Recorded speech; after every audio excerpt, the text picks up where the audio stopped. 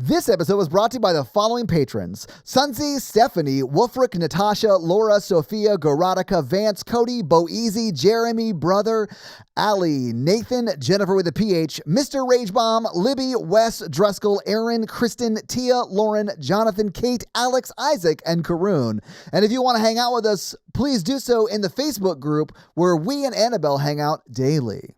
Todd, it's the wife's fault for not supporting her doctor husband when he was trying to work. Like, dealing with demons that try to steal your children is traditional woman's work.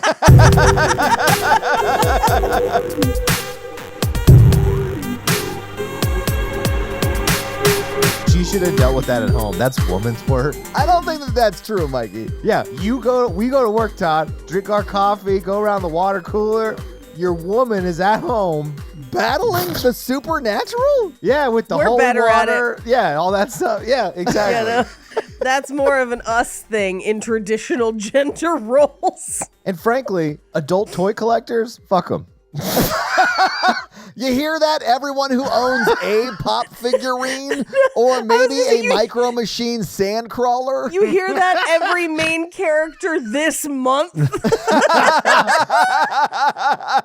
Thank you for tuning into Horror Virgin. I'm Paige. I'm Mikey. And I'm your horror virgin, Todd, which means I don't like scary movies, but you guys make me watch them. And this week we watched Annabelle. So was this the first time either of you had seen this one? Yes. Well, I'd seen Rosemary's Baby before, so it kind of felt like I had seen this one. I dug it. Yeah, it does give a nice kind of rip-off vibe. Yeah. I honestly haven't seen Rosemary's Baby. They named the main characters after the actors in Rosemary's Baby, and then this movie proceeds as if somebody saw Rosemary's Baby and was like, what if I wrote this again, but with a Sharon Tate angle? Oh, I have to put a doll in it? Fine. Do we have to use her as the main villain like Chucky? Oh, no, she's just going to be around static in the corner? We can do just that. There. Yeah, okay. No. We'll just zoom into her face after something scary happens. I mean, she is like Elf on a Shelf, but instead of like looking at your kids, it's like overseeing what the demon's doing. Yeah, she's the elf on the shelf that instead of reporting back to Santa is reporting back to like the kings of hell or whatever. Oh, sorry.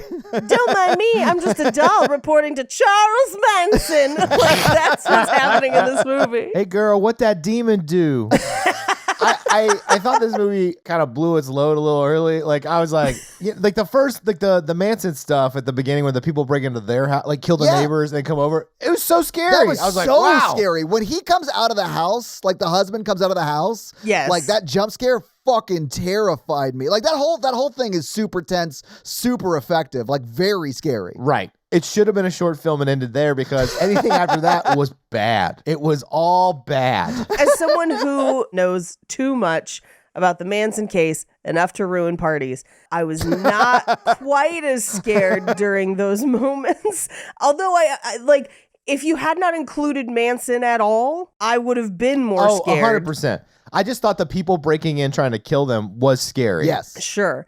I think for me, one of the scariest scenes, and I'll burn a fun fact, it was one of the few scenes in this movie directed by James Wan, is the elevator. That's the only scary one. Shit, that scared the hell out of me, man. Like that whole sequence and the home invasion sequence at the very beginning, like those are the two hardest moments to get through. And I'm going to rate this pretty high on the scary scale. I started watching this last night. Really? Yeah, I watched this last night. It was dark and I got to the elevator scene, which I think is like 45 minutes into the movie. It's a little over an hour in, but yeah. Yeah, I think there was like 40 minutes left. Maybe that's what it was. Yeah. But I paused it and I was like, I have to come back to this tomorrow morning. And I watched the rest of it this morning because I like could not handle it. When it was like the third or fourth time and it opened it was the same room. I was like, oh my God, what do you even fucking do? What do you even do? I know. What do you do in that moment? And then she sees the exit and makes a run for it. I was just like, this is tense and scary. And it's probably the only reason this will rate higher than a 1 or 2 for me. Really? In that scene, I was like, I would just sit in that elevator and be like, look, I ain't coming out of the elevator. You better come in here and get me.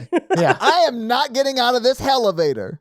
Yeah. Now, this will not bother everyone with this movie, but it very personally bothered me. If you are setting a movie in a specific time period and you do a bunch of things to make that. You mean like 911 not existing at the time? Not only that, it did exist in a way. And I think that's more just a movie. Like, it would be confusing for modern audiences watching the movie to not have that be the case. For me, it was the photographs in the police files not being old. And then there were a number of her clothes are always 1960s. The house is mostly, although they don't quite get it right. But then a bunch of the baby stuff is just modern, full modern. And as someone who is unhealthily obsessed with mid-century design and stuff, it drove me fucking nuts through the entire fucking movie, because I'd be like, okay, this piece is clearly extant garments. This is from the time. That's from Target.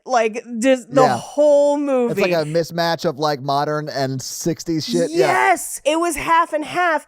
And very clearly, one of the only reasons they set it in the 60s is A, so it could be tangentially related to the Warrens, but then B, because they were very clearly just trying to remake Rosemary's Baby for some reason. And Rosemary's Baby is actually made in the 60s and is beautiful. I understand it is problematic because of the director. I get it. Yeah. I understand. But from a film design standpoint and the set decoration, which they tried to emulate in this movie, is top notch. It is beautiful. And this movie is just see, we're doing it too. I'm like, no, you aren't. You literally have a Target baby blanket sitting right there, front and fucking center. They hand her the baby in modern, hospital swaddling clothes. Yes, that bothered me too. Are they the same blanket from 70 years ago or whatever? No, it is not even remotely. Also, they would typically just anesthetize women in the 60s. Ugh. Yeah, you gave birth unconscious. My grandmother did. It was wild.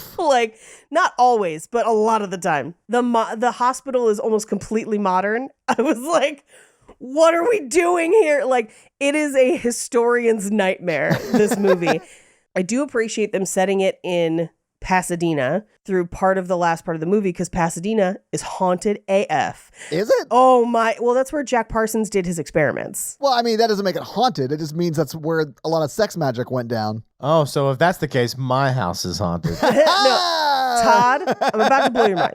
So the apartment building they use is actually in Hollywood. They don't use one that is in Pasadena, but it is supposed to look like one in Pasadena that was an older kind of mansion that then got converted into apartments that is said to be super duper haunted. And I had to make deliveries there one time, and that place has a fucking vibe. It is not cool. Paige, they have a doll. They don't have to do any of that work, okay? I guess. They have a doll and the script from Rosemary's Baby. They don't have to do anything. It's fine. What do you want, Anna? What do you want? And she's like, I wrote on the wall, I want your baby's soul or whatever. And Oh, you thought Annabelle wrote the stuff on the ceiling? I thought the demon did that, because Annabelle doesn't move at all in this movie. Oh, that's one of the other anachronistic things, is that crayon. Crayon didn't exist back then? No, it did, but that's a 1980s crayon as opposed to the crayons that would have been available in the 1960s. The one thing I do love in this movie is we get Annabelle Wallis again, and she plays Haunted better than anybody else. Yeah. Yes. I loved seeing her in movies, man. I'm like, let me see them Bacter arms, girl. Oh, I am willing to watch pretty much anything in which she does this, and I know listeners can't hear this, but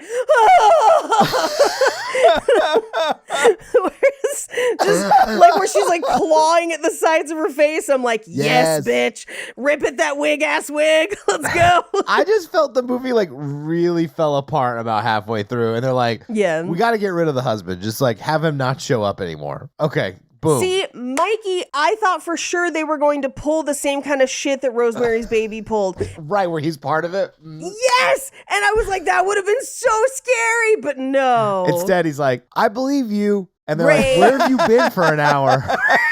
He's like, I was at work. Why didn't Yeah, you get rid of that's this it. demon? This is woman's work. Yeah, that's what he was thinking. His internal monologue was that. Like, Yeah. God, my wife can't even handle a demon. This is what I get for marrying one with Jeez. Bacter arms. Crack an egg once in a while. He's like, comes back. He's like, so you sit at home enjoying your stories. You didn't even get rid of the demon. I was like, the dishes aren't done. Like, it's all part of your chores, okay? I'm a doctor. Did you not see the chore wheel my mother made for you? Because you know that's what it would have been, Paige. Absolutely. But that's why, and I know we won't do it on the show because of the director. I understand. Are you saying you only got rid of 70% of the demon? but in Rosemary's Baby, and Todd, I know you haven't seen it, so that's why I am comfortable telling you. I haven't, but my mom saw it in theaters, and it's the only horror movie she's ever seen. And my mom and I have very similar like sensibilities when it comes to horror movies. Like, It's not jump scary. It is not. I'm sure I could get through it. Like, I'm sure I've gotten through way worse. But yeah, like, yeah. no, I'm fine to never watch it. So in Rosemary's Baby, the husband and the neighbors are in on it. Okay. And are part of a cult in the apartment Sure. building. Now, granted, the real fun part of Rosemary's Baby is that those neighbors are fucking hilarious. And they're just like crazy busybodies who are just like, how's that baby going? Drink this demon juice. Like, they're just super in the way. One of my favorite things, and if you choose to watch it, watch for this. They're at a terrible dinner party at the end of the movie, and she has a knife that she's like ostensibly going to try and stab her with, and drops it onto the hardwood floor, and then picks it up, but pauses to like rub out the little scratch on the hardwood floor where the knife fell.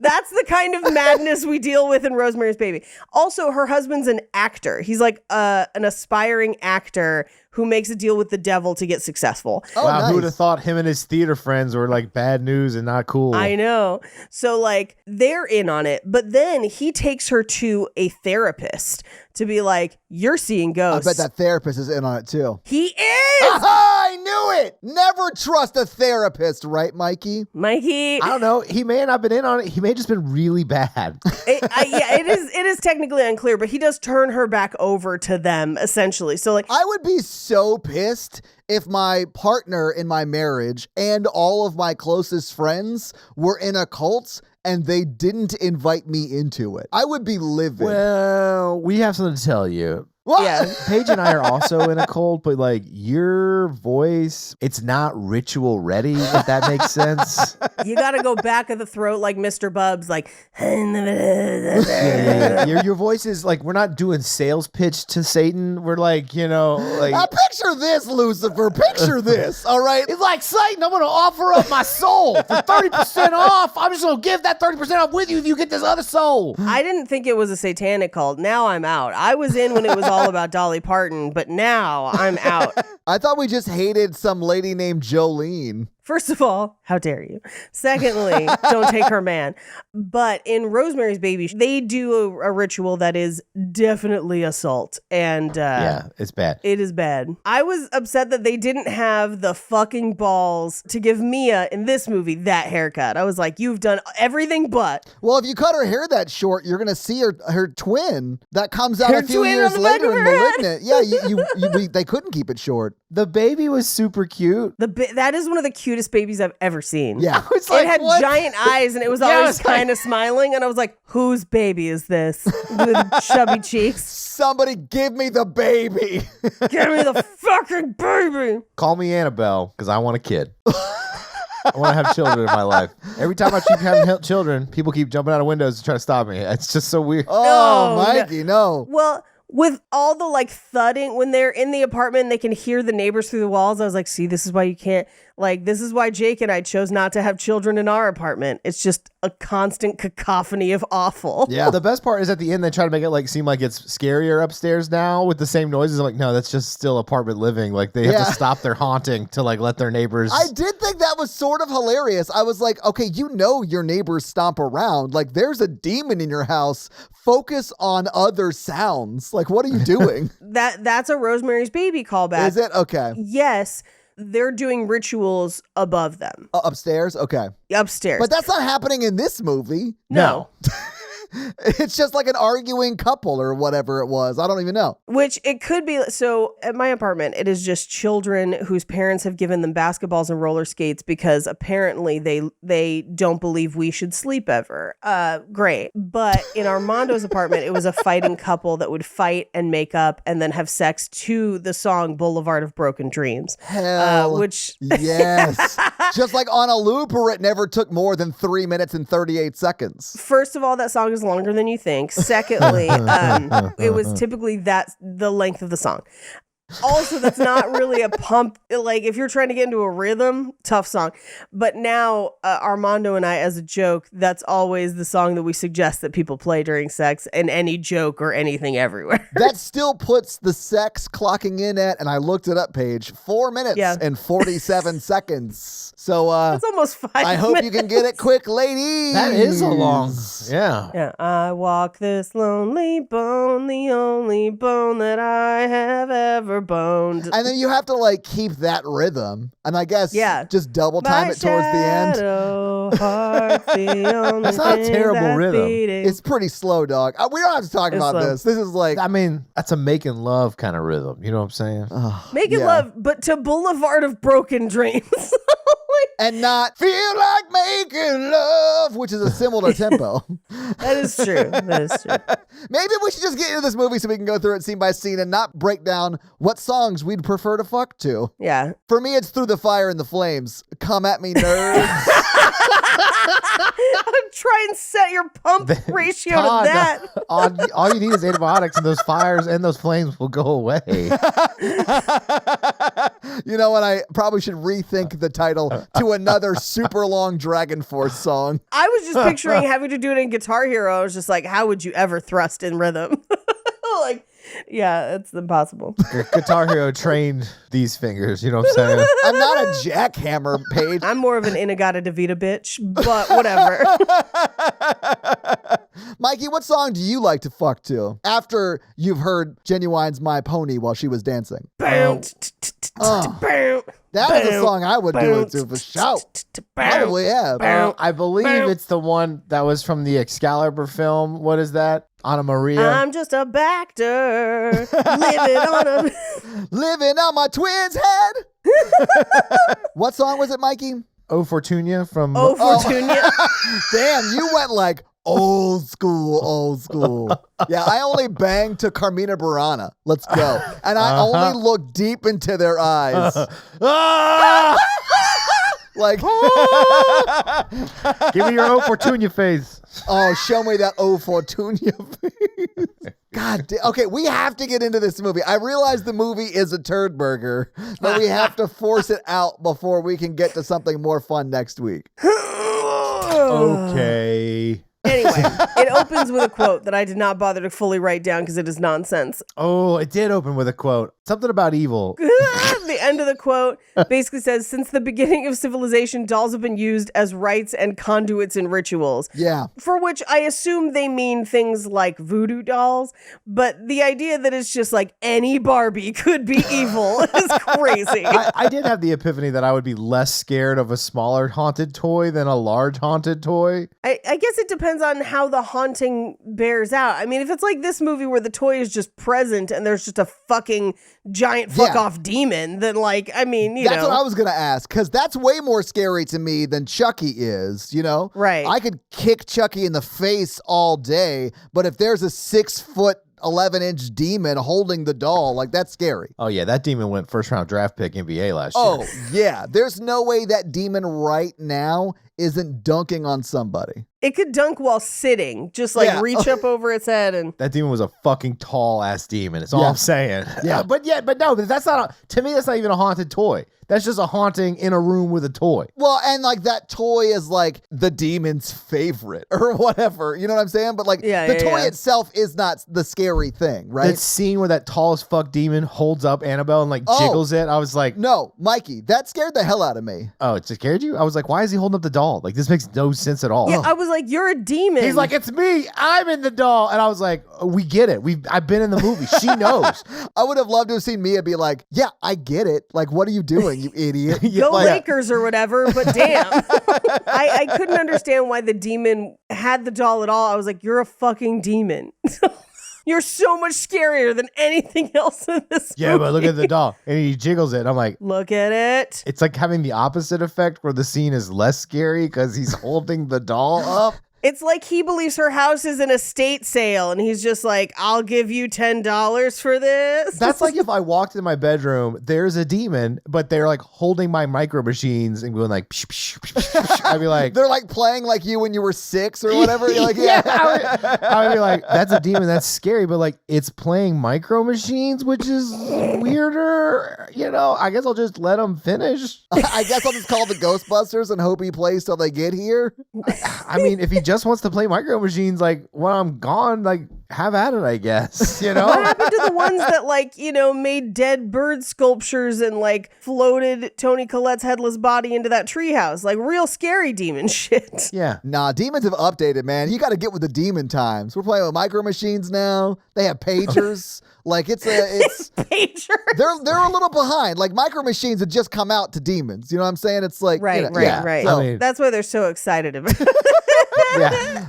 I saw a demon with an old school Walkman the other day. I was like, damn. Just walking around outside. Oh yeah, he's just chilling. No, we've all got our Yo, demons. put some pants on, man. Hey, demon. Doesn't even pay rent. That's the worst thing about possessions. You're telling me I have to provide whatever they need, but I don't get to write them off on my taxes? You can't just live in the storage area, demon. That's square footage. But like literally, the peak scariest scene is supposed to be her going into the baby's room and it's jiggling the doll in front of her. And I was like, okay. No, I thought the peak scary scene was the elevator shit. That was just the final Oh, no. like build of the movie. Like, The peak scary scene was the woman stabbing her while she was. I was like, this is terrifying. oh That is yeah, scary. Or the little girl running at the door. That's a great jump scare. that got me too. Fuck, man, so scary. Except the pause between the little girl running and Yes. it definitely seems like the other lady was hiding right there. And I was Yes. like, this looks kind of bad. This looks like a little Now, bad. here's the thing. I feel like they've done this in a couple other Conjuring films in different ways, and they've gotten better at it. They definitely have gotten better at it. By far, the best version of it is still Toni Collette coming out of that fucking corner, Oh. like ready to throw bows. Yes. Like that's still the best. In Hereditary, yeah. That's Yeah. That literally is the moment I stood up and yelled "fuck" at the screen in the theater. Like that is Yeah, oh, so yeah. scary. But I mean, this moment got me too. It was super scary. Mine Yep. was when Kylo Ren and Rey kissed at the. I honestly started laughing out loud at that I moment. do remember being in the theater and going, what? It's fine. It's not like any of the new Star Wars movies were good. So, Shut up.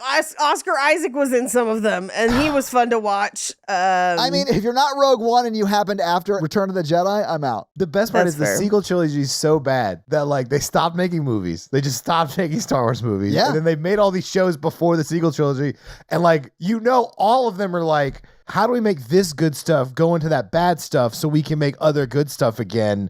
Like, what is the mental gymnastics we're going to have to do here? And they're finally being like, there were other Jedi around during that time. They just weren't involved. Like they said that like last week. Anyway, we barely even started this movie. We just like ran off on a crazy tangent. We went to the quote. we did the quote, eat a dick, chat. We cut to two nurses who have brought the doll to someone. I think it's Ed and Lorraine. We just haven't, they don't really reveal it, but they're basically just like, here's what happened. It started moving around by itself, and we got in touch with a medium, and the medium said that it's this girl, Annabelle Higgins, and we Yeah. tried to help her, but then things got worse.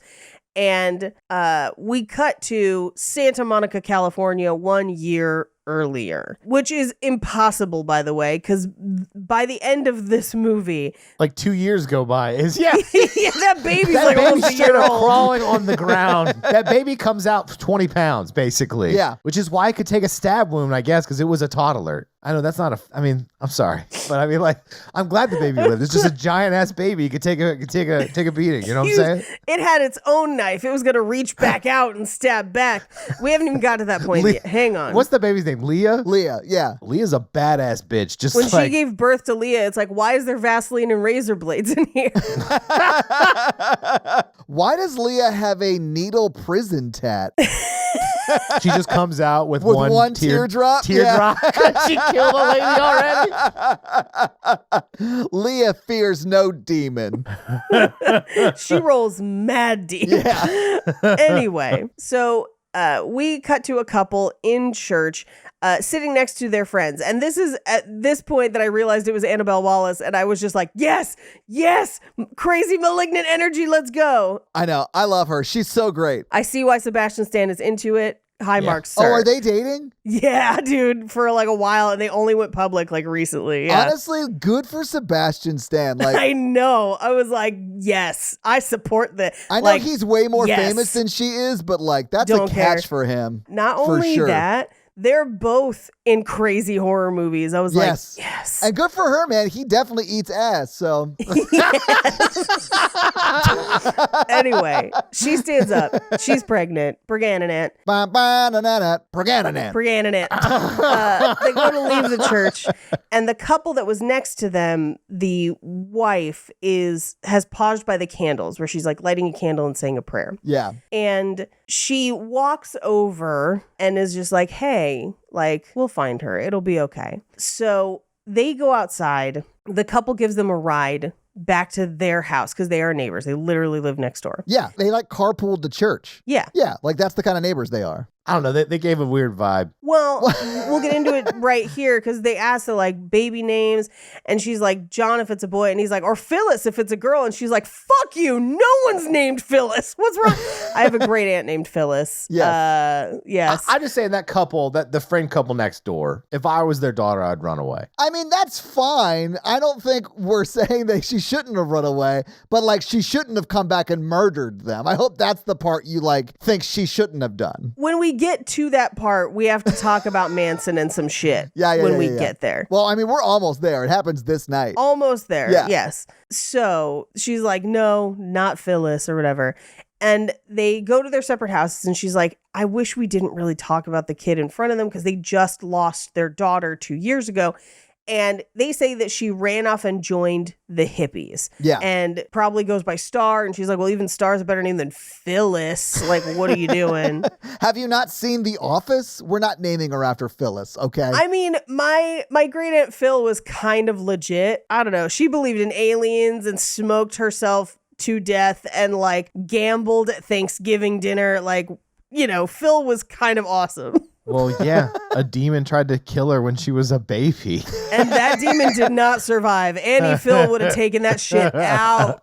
It did make me realize that modern day we name babies like really dumb things because they're like, Star's a dumb name. And like nowadays I'm like, Star would be like a lovely name for people. They come up with some You'd be dumbass lucky baby to get names Star right now. instead of Renesmee or something. Yeah. Oh, little Khaleesi is at preschool today? Oh, Cool. God. Oh, I'm sure there are babies named Khaleesi out there. Khaleesi was one of the most popular baby names Yeah, of the in like last couple of years. 2018 or something. Yeah, when Game of Thrones was big. Imagine naming your baby Khaleesi and then seeing the last 2 seasons of Game That's of the Thrones. craziest part because it got popular before. I would be so livid. Hey, what are you named after? I'm named after a show that people liked and then forgot about because they ruined it. I'm named after a lady who definitely slept with her own nephew, but then also murdered a bunch of people. Yeah, a fun character in this book I read. Super fun. Yeah, I don't really know. I'm waiting to read the books until the last one comes out. So I'm 20 years old now, so I'm hoping they come out soon. I am secretly hoping that we'll get a resurgence of Ellie and Joel as names because I'm like, that's fun TV show names, but they're sort of normal names. Yeah. Hey, as a person who almost never finds custom keychains and shit at gift shops, sometimes it's nice to have more basic names. Oh, Paige, you know what name they always have? Todd. Mine, it would be like, okay, here's Aaron and then special friend or something because they rarely ever had Paige. I want to mix this movie up with Redeeming Love and see what comes out. Like just Oh, have like different no. plot points. No. Oh man, I was shut down fast on that one. Redeeming Love is basically Sexual Assault the movie. Yes. Hear me out. But in every background of those scenes, Annabelle, it just zooms in on Annabelle as it transitions out of the scene. Instead of showing us like the assaults, it like zooms in on Annabelle's face. All right, I honestly probably would have preferred that. Turns out she was owned by that farmer first. She's got really bad luck, and then all of a sudden it goes to like Annabelle. You're like, oh, shit. You're like, oh my God, this whole time I was watching a Cloverfield movie, but it's like the Annabelle version of that. Yeah. Love it. I think the best would have been, so the opening of Redeeming Love where they're like panning for gold and one of them is panning is just like, I found it! And it's just Annabelle the doll. it's a collector's item. Eureka! Have you guys ever seen a more obviously painted evil doll? No. They're like, it's the last one we needed. And I'm like, that doll is ugly and evil looking. It does look like certain types of dolls from the period or slightly before. Like it looks like a collector's item from the time. So she kind of gets on him for not locking the door, which by the way, lock your doors. Always. Always. I'm sure people know that now, but like in the 60s, I could see people still leaving their doors unlocked, because they felt like it was a safe. People didn't unlock their doors until like the 80s. 2000s. Some people still don't, because this is a debate online all the time where they're like, well, I live in a neighborhood where you don't have to lock your doors. And it's like, well, then you still should, you idiot. Always should lock your doors. Yeah. Like, most crime is a crime of opportunity. Like people, especially with car break-ins, yes. they just check the doors and the ones that are unlocked get robbed. yes. And like, as an adult, I heard the story of Richard Chase in Sacramento, and I was like, double lock the doors. Yeah. Like, if you don't know the story, he was a man who was not in his right mind and just checked doors, and the doors that opened, he just fucking murdered people. Yeah. So like, lock your fucking doors, man, all the time. Anyway. Don't buy creepy dolls. And also, don't buy creepy dolls. Honestly, yeah. This is why I don't antique. I just assume everything in there is haunted, and I'm not going to fuck with that. I mean, I've had a pretty good history antiquing of not getting haunted objects, but I also don't buy terrifying dolls. I buy like mid-century hutches. Yeah, what's going to haunt a hutch? I mean, the ghost of dishes past, I guess. Ooh. But I also own old dishes, so like, whatever. They'll be You guys right make at friends. home It'll there, be fine. Paige. Yeah. I'll just ignore the whispers and it'll be great. But the whispers are like the plates from the cartoon Beauty and the Beast. So it's like Chip. Mama, I don't want to go to bed. It's time to... And Jake's like, can you tell the dishes to shut up? I got to sleep. I got I to... think you're the beast. What can I do? Exactly, Paige. I'm just sitting at the table. They're like, there may be something there wasn't there before. Every time I watch Beauty and the Beast, I'm just sitting there like, okay, how many plates have I broken in my life accidentally? So I'd be like eating breakfast. And then you hear a crash and I come in, I'd be like, I killed your son. I'm so sorry. Oh, He died doing what he loved. Holding my breakfast. How do you go back to having regular relationships with those people once everyone gets turned back at the end? That's what I wanted. Like, I want a Beauty and the Beast 2 where we get to see those interactions. Like, hey, Mrs. Potsworth, I used to drink Mrs. out of your Potsworth. body, or whatever the fuck her name was. What I want to see is PTSD the Beast, where he's human, breaks a coffee mug. PTSD'd the Beast. And then he like drops a coffee mug, breaks it, thinks he's killed a person, and then just falls to the floor sobbing. And everybody's like, it's just a cup. It's just a cup. Don't worry, Michael Bolton. It's just a cup. Because that's what the beast looked like when he turned. Which is why no one thinks the Beast in human form is the hot version. I know. They made a weird mistake. Well, when he turns back human, he's still rich. Yeah. I mean, that's fair, yeah. But you settle for it. His shoulders aren't as wide, like it's... And you're like, Yeah. Anyway, so she's like, you gotta start fucking locking the doors, asshole. We live in the metropolitan Los Angeles area. Yeah. Like, lock it. And we cut to them at home. She's sewing on the sewing machine. And on TV, there's a report of the Manson family at Spawn Ranch, which places this in 1970, which means that they've also gotten fucking everything wrong as far as the shit in the house. Oh, this is going to be a long episode. I'm not. I'll lay off it. We're going to get a Pyrex chat about like how the Pyrex was wrong. There's no Pyrex in the movie, and it would have been one of the most common kitchen things. Anyway, we can't. I don't have time.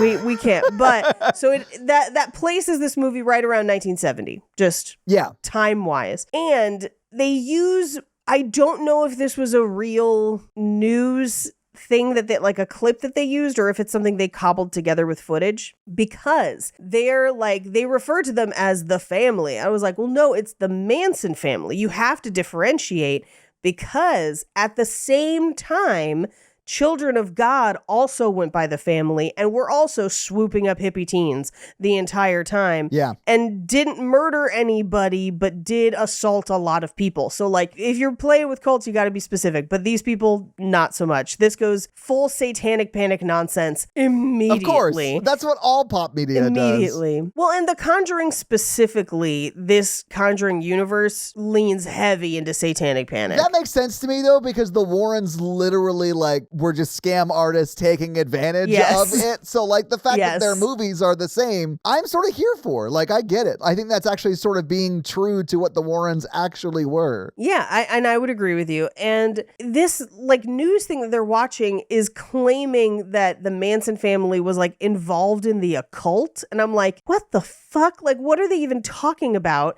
Because that's not the case. Which, by the way, I know that, like, it has been a long time since the Manson murders have happened, and we know a lot more about them now than they did at the time. And so at the time, they did not have all the information. They probably thought things like this. Yeah, of course. For reference, a lot of this was just Charles Manson being a grifter. Yeah. He was a lifelong criminal. He did not have a real cohesive religious ideology. He was just making a ton of acid in bathtubs and trying to convince all of the girls in the orbit to either sleep with him or sleep with other people so that they would fund the creation of his album. Yeah. Which, by the way, better than you'd think. And no, is it? Oh, dude, have you not heard it? Of course not. I don't give a shit about that. But, like, I don't know. Now I sort of do want to hear it because you said that, though. There's one song specifically that Armando and I are like, man, it kind of slaps. They're like, he's a bad dude, but that hook is singable. It is. It's real singable. Also, I was like, if you're going to rehash Rosemary's Baby, let's maybe not also include the Sharon Tate narrative in it. Yeah. It's kind of a fucked up thing. Like, they're connected in a fucked up way. Yeah. But it is not what the media made it out to be, that it was some orchestrated, like, spell or whatever that this movie tries to make it out to be. It is people who are bad at crime and also on drugs killing people because they're dumb and on drugs. Like, that's what is happening. And Charles Manson doesn't even kill anybody because he chickens out. Like, he literally cuts a guy and then is like, I can't do this, and fucking leaves and makes everyone else finish it. Like, anyway, if you're curious, we did 3 episodes of it on or 4 episodes of it on Cult Podcast. Or Last Podcast on the Left has a great Manson series as well. Yeah. I got the impression that the home invaders in this one, or the cult in this one, was not the Manson cult. It's not. It's somebody else. They call them the Cult of Ram. Yeah. Well, yeah. You drive a Dodge or you go to hell. I was going to go computer, so I'm glad you went with truck. They targeted that house because they drive a Ford. Yeah. Wow. Anyway, he tells her not to watch the Manson stuff because it'll upset the baby. And she's like, all right. And this is where we learn that he's in residency. And he's like, it's going to be tough for me to be in residency and also have, like, I don't know, a baby around. I thought this was sort of hilarious because he's saying everything wrong. Yep. And I think I sort of understood what he was trying to say, but it's clear that he doesn't necessarily see his wife as having a life of her own, if that makes sense. That's correct. So it's like, because of that, he is saying all of this in a very, like, man, I just don't get excited when people ask me if I'm excited about the baby because I don't want to hear them talk about how difficult my life is going to be for me. You know, he never even considers, for like, me, the person who doesn't have to push a watermelon-sized thing out of their genitals. Or do 95% of the child-raising labor, right? Like, right, because it is 1970. Right. Well, and also he is in residency. Like, logistically, he won't be around, unfortunately. Oh, which, by the way, I want to clarify. The reason I said it's 1970 is the Manson family murders take place in 69, but the news report is saying that they've already been imprisoned. So, 70. Anyway, he gets her a doll to cheer her up, and it is Annabelle.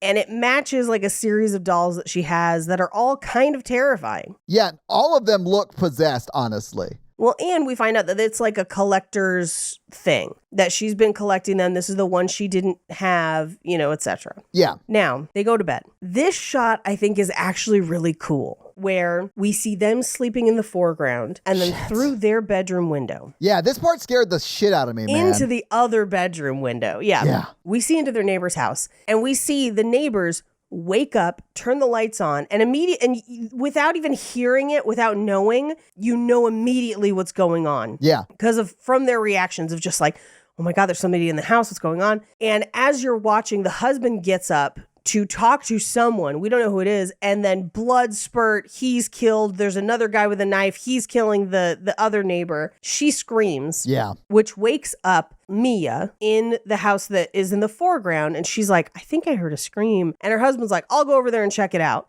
I did like that she was like, don't go over there. Like, why would you do that? the Let's just call the police. police. And he's like, you call the police. I'll just go check. They do it for us. Yeah. I mean, my only thing is like, police might just show up and shoot people, which is exactly what happens, by the way. Yeah. And I mean, it does save Thankfully, their they got it lives. right. Yeah. I mean, they don't always. no, they so, do not like, always. But I mean, I'm not going over there. Me either. Like if I heard my neighbor. No, I will go to my door to ensure that it's locked, but that's as close to my neighbor's house as I'm getting. Well, here's the thing. From their window, they can see the blood spatter on Yes. the other window. Yeah. So, like, at that point, I would have been like, call an ambulance? Because, like, I don't know what's going to be left. Well, and when she does call the cops, she does say, send an ambulance. Like, she knows already. Yeah. She knows. But as she's calling 911, we see someone walk behind her in their house. Oh, before she does that, because he goes over there and goes in the house, and then it takes a while. Yeah. So she walks over there, and that like tension it built right there,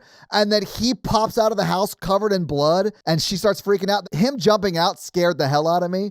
And then, of course, she freaks out because she's like, oh my God, he's been stabbed or something. But he's like, it's not mine. Go call an ambulance or whatever. Right. This whole sequence just reminds me that home invasion films scare the shit out of me. Oh, Yes, home man. invasions scare the shit out of me. Yes. Like, oof. So she goes to call an ambulance and she gives them their address, just knowing that, like, the ambulance will come, everything will be fine. But as she's calling, there's someone in her house because she left the door open when she ran inside. That scared the shit out of me too. When that's revealed behind her on the phone. Oh, That woman just wandering around her house behind her is the scariest part of the whole film. I know. So scary. And so she goes to her bedroom and puts on a robe because she doesn't know there's somebody else in the house. No, and she's like, I just called company to come over, so I have to be presentable. Right. Yeah. And as she turns, Or her husband will be mad, Paige. I don't give a shit what he wants. It's the 50s. Get ready. These jokes are happening. It's the It's 70s, the 70s. Mikey. It's the 70s. I don't necessarily think it was a lot better in the 70s for women, but yeah. Yeah.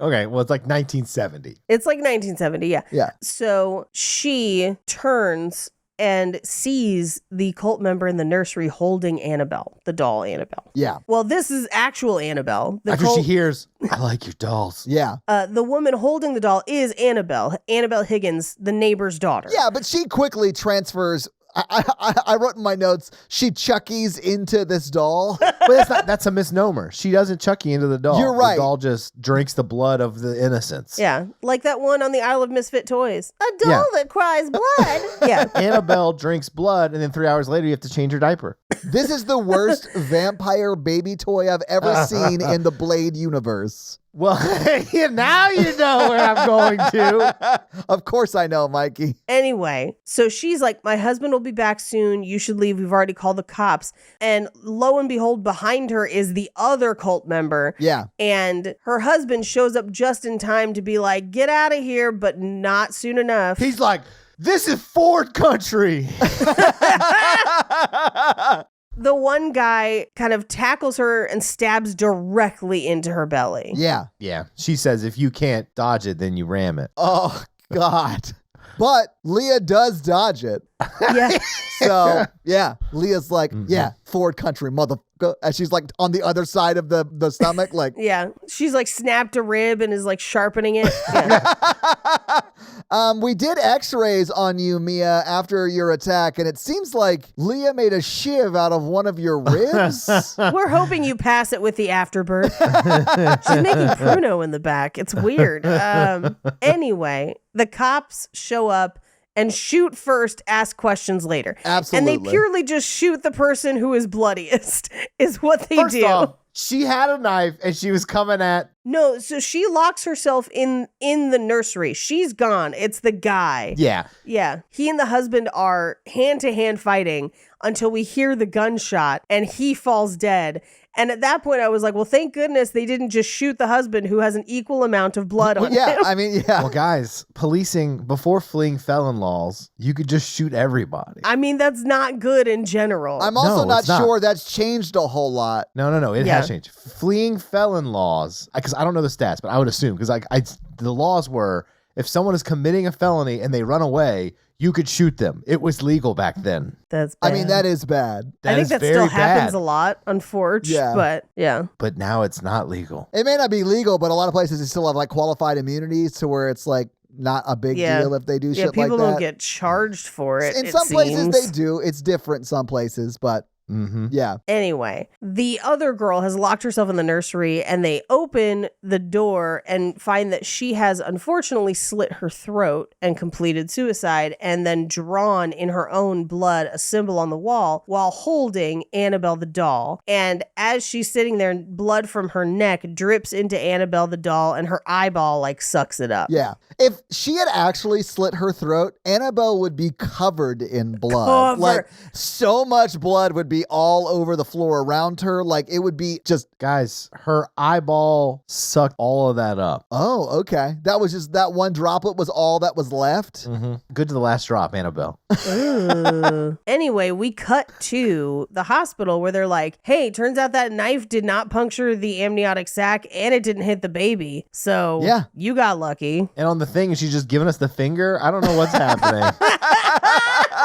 She wrote on the wall of your uterus, fuck you, come take Come me. at me. Yeah. I don't Country. really know how to interpret that. Anyway, so, but they do say that there's strain on the cervix so that she needs to be bedridden for the rest of the pregnancy. Yeah, which honestly, she looks super pregnant. So I didn't think it was going to be that much longer, you know? Yeah, well, and this happened to a friend of mine where she ended up on bed rest for 4.5 months. Oh. And that's fucking brutal. That's a very long time. With my youngest brother, my mom ended up on bed rest for a few months. Oh. So. Yeah. I'd go stir crazy. Yeah. So let's talk about if you would go back home after an incident like this, because I sure as shit would not, and I would sell my house immediately. Yeah, I would definitely have a hard time going back to even pack up Mikey. I could pack if I got a bunch of people to come with me, but I'd probably Yeah, hire that's somebody exactly to how clean I it. do it. Yeah. And Yeah. then I would just have to sell it. Like financially, I don't know if it'd be good or bad, but I just don't think I could live in a place where people tried to kill me No. and also people got killed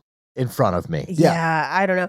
My aunt and uncle, their neighbor tried to burn their house down one time. It's a crazy story. Wow. But they okay. they moved. Like they never really were able to feel safe in that house again. So they I'm moved. sure not. Yeah, no. That sounds like an investigation Yeah. discovery. There's an investigation discovery show, and it's just about neighbors trying to kill each other. The name of that show is Fear Thy Neighbor. There's been 9 seasons. 9 seasons.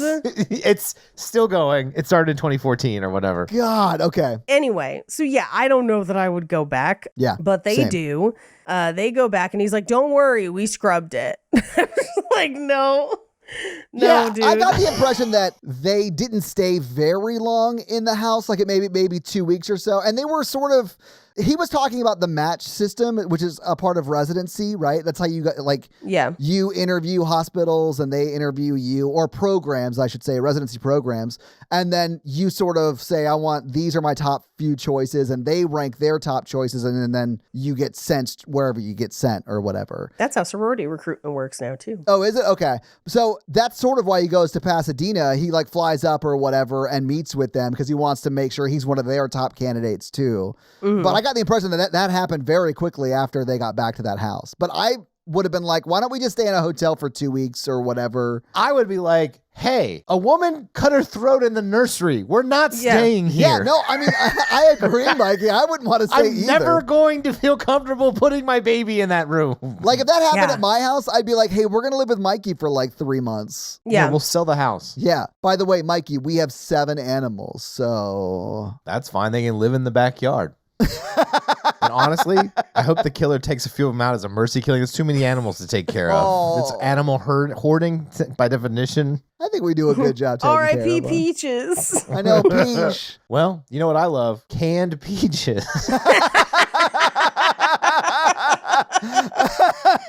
All right. I love these jokes about Mikey killing my animals. They slap, just like I would before I killed them. Anyway, so he leaves. She's home sewing. Now, as someone who owns many, many sewing machines and has sewn for many years and never done this, I do know that people have, and it's hard to do on modern sewing machines. When you say do this, do you mean cut their finger like she does? She doesn't cut her finger. She gets her finger over the feed dogs and under the needle as it's moving up and down. So essentially, she would have sewn through her finger. Which would have been a fucking bloodbath, by the way. Yeah, I feel like that would have been worse than what we saw. Because she like just goes and like rubs it off and it's like fine. Yeah, that is not what would happen. Well, and here's the thing. So in order to do what she did, she would have had to have gotten her finger between the foot of the sewing machine. Yeah, like the guard. That is holding the fabric in place. And then the needle, and the needle would have come down on her finger. Oh, God. Yeah. Which, by the way, people end up in the fucking hospital for that shit. Yeah, it's a needle going through your finger. Like, that would be very painful. And it's motorized. So, like, unless you can pull it out quickly, like, it's a fucking nightmare scenario. It's a lot easier to do with older machines than newer machines. Sure. Newer machines, you could still do it, but you'd have to, like, try.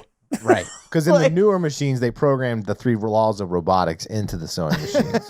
My sewing machine is computerized. I can computerize stitches and stuff, but like usually your foot is positioned so that even though the needle is coming up and down, it's not providing enough space for you to get things in between the foot and the needle. Okay. So like that's how, and then there's kind of like stuff in front of the needle that is also kind of closing that gap.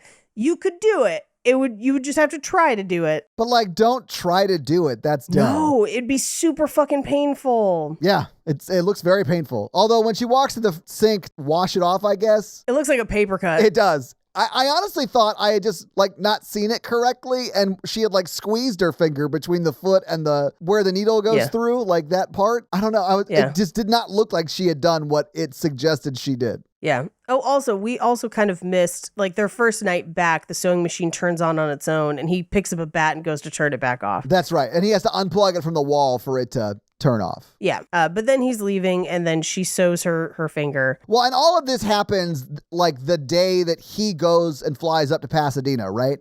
So the husband's out of the house, right? Yeah, he is. So, like, they come home.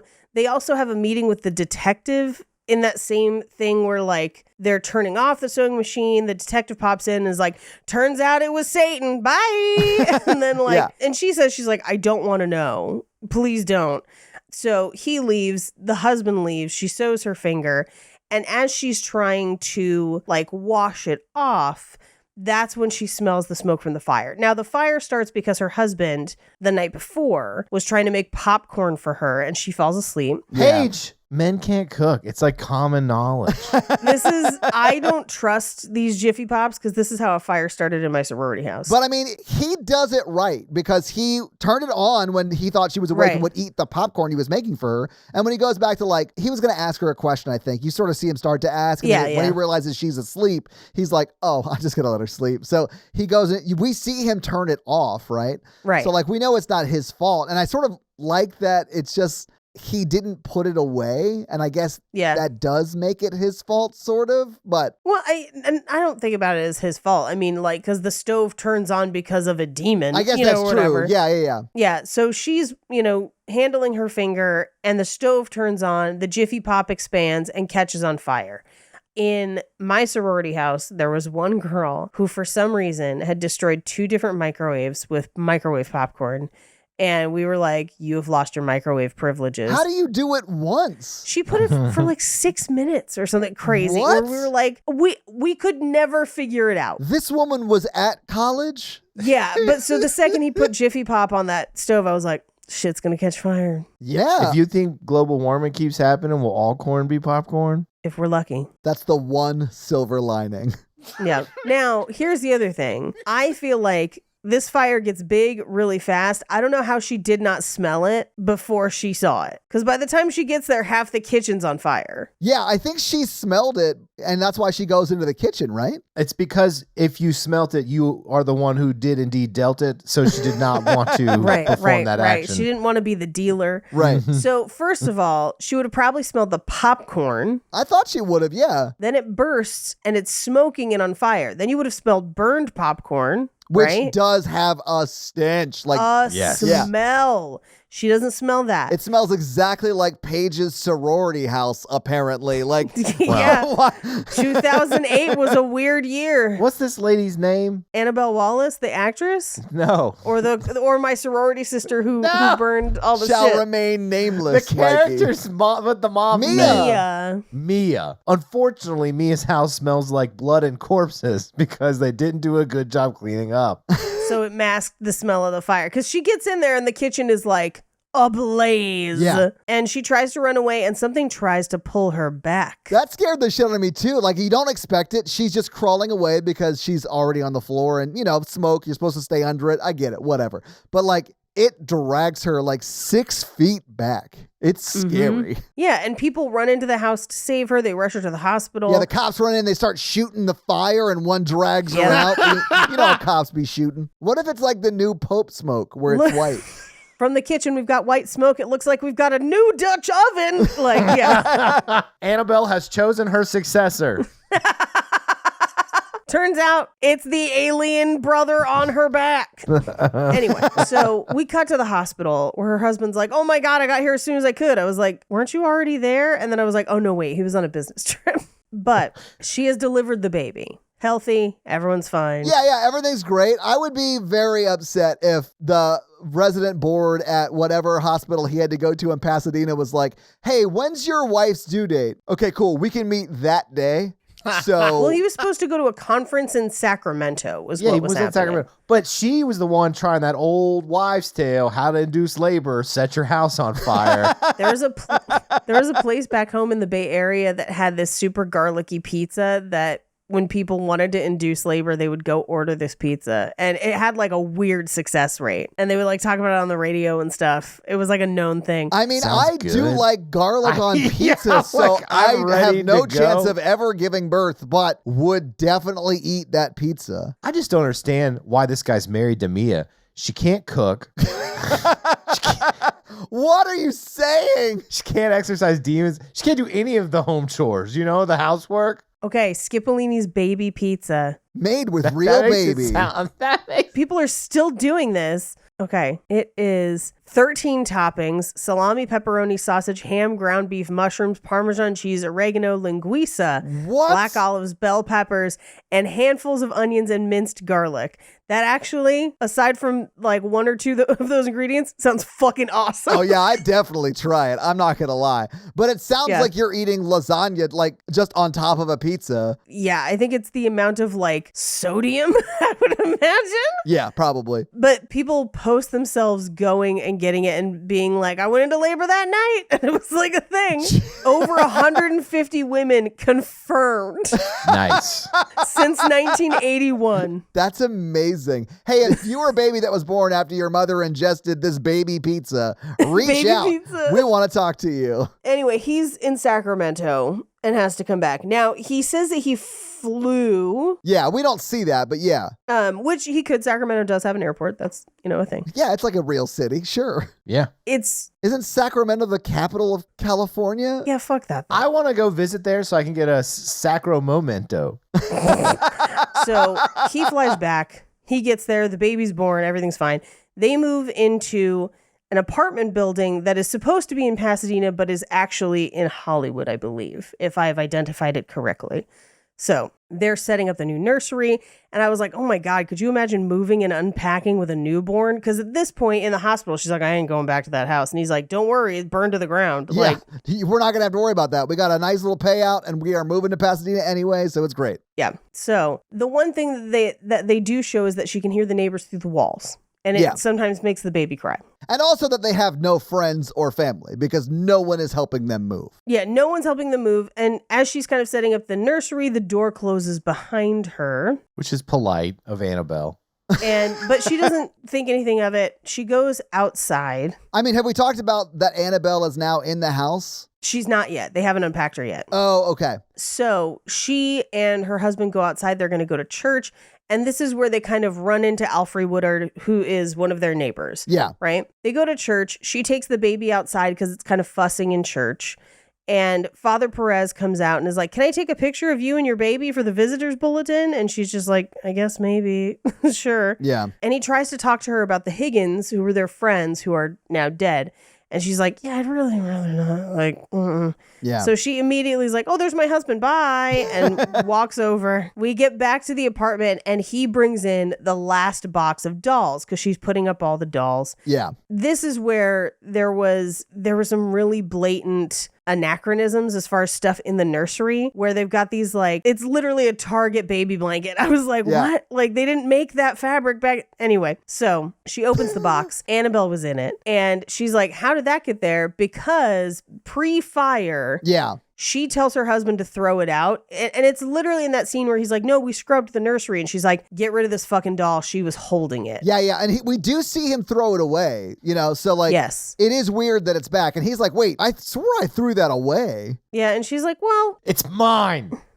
what she basically said is like, hey, I talked to the priest this morning and he thinks we should face our fears. So Yeah. let's put it up. Which, again, terrible idea. Bad plan. Yeah. Anyway, we cut to the next day where she's asleep on the couch. The baby is napping in the crib nearby and the TV goes to static. Now, this is very similar to Conjuring 2. I don't know if you remember in Conjuring 2 where the TV would go to static and then things would happen in the house. Yeah. And so as we're watching them sleep in the background, we see that the cult lady is walking through the house and around the baby. The baby wakes up and cries. It wakes up Mia, but she doesn't see the cult lady. Yeah. I mean, 'cause I don't even know, so do you think the cult lady's actually there? I mean, obviously the cult lady died, so this is like a ghost version of the cult lady, or is that just like the devil? I think it might be the demon taking that form. The demon is what I meant. Yeah, sorry. Yeah. Yeah, so that's what I sort of thought too, because we never see her and the demon.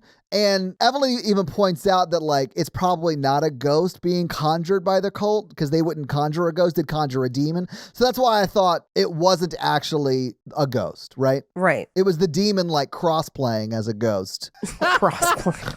So she goes downstairs with the baby because they're going to go out for a walk. And she passes these two kids drawing pictures on the stairs.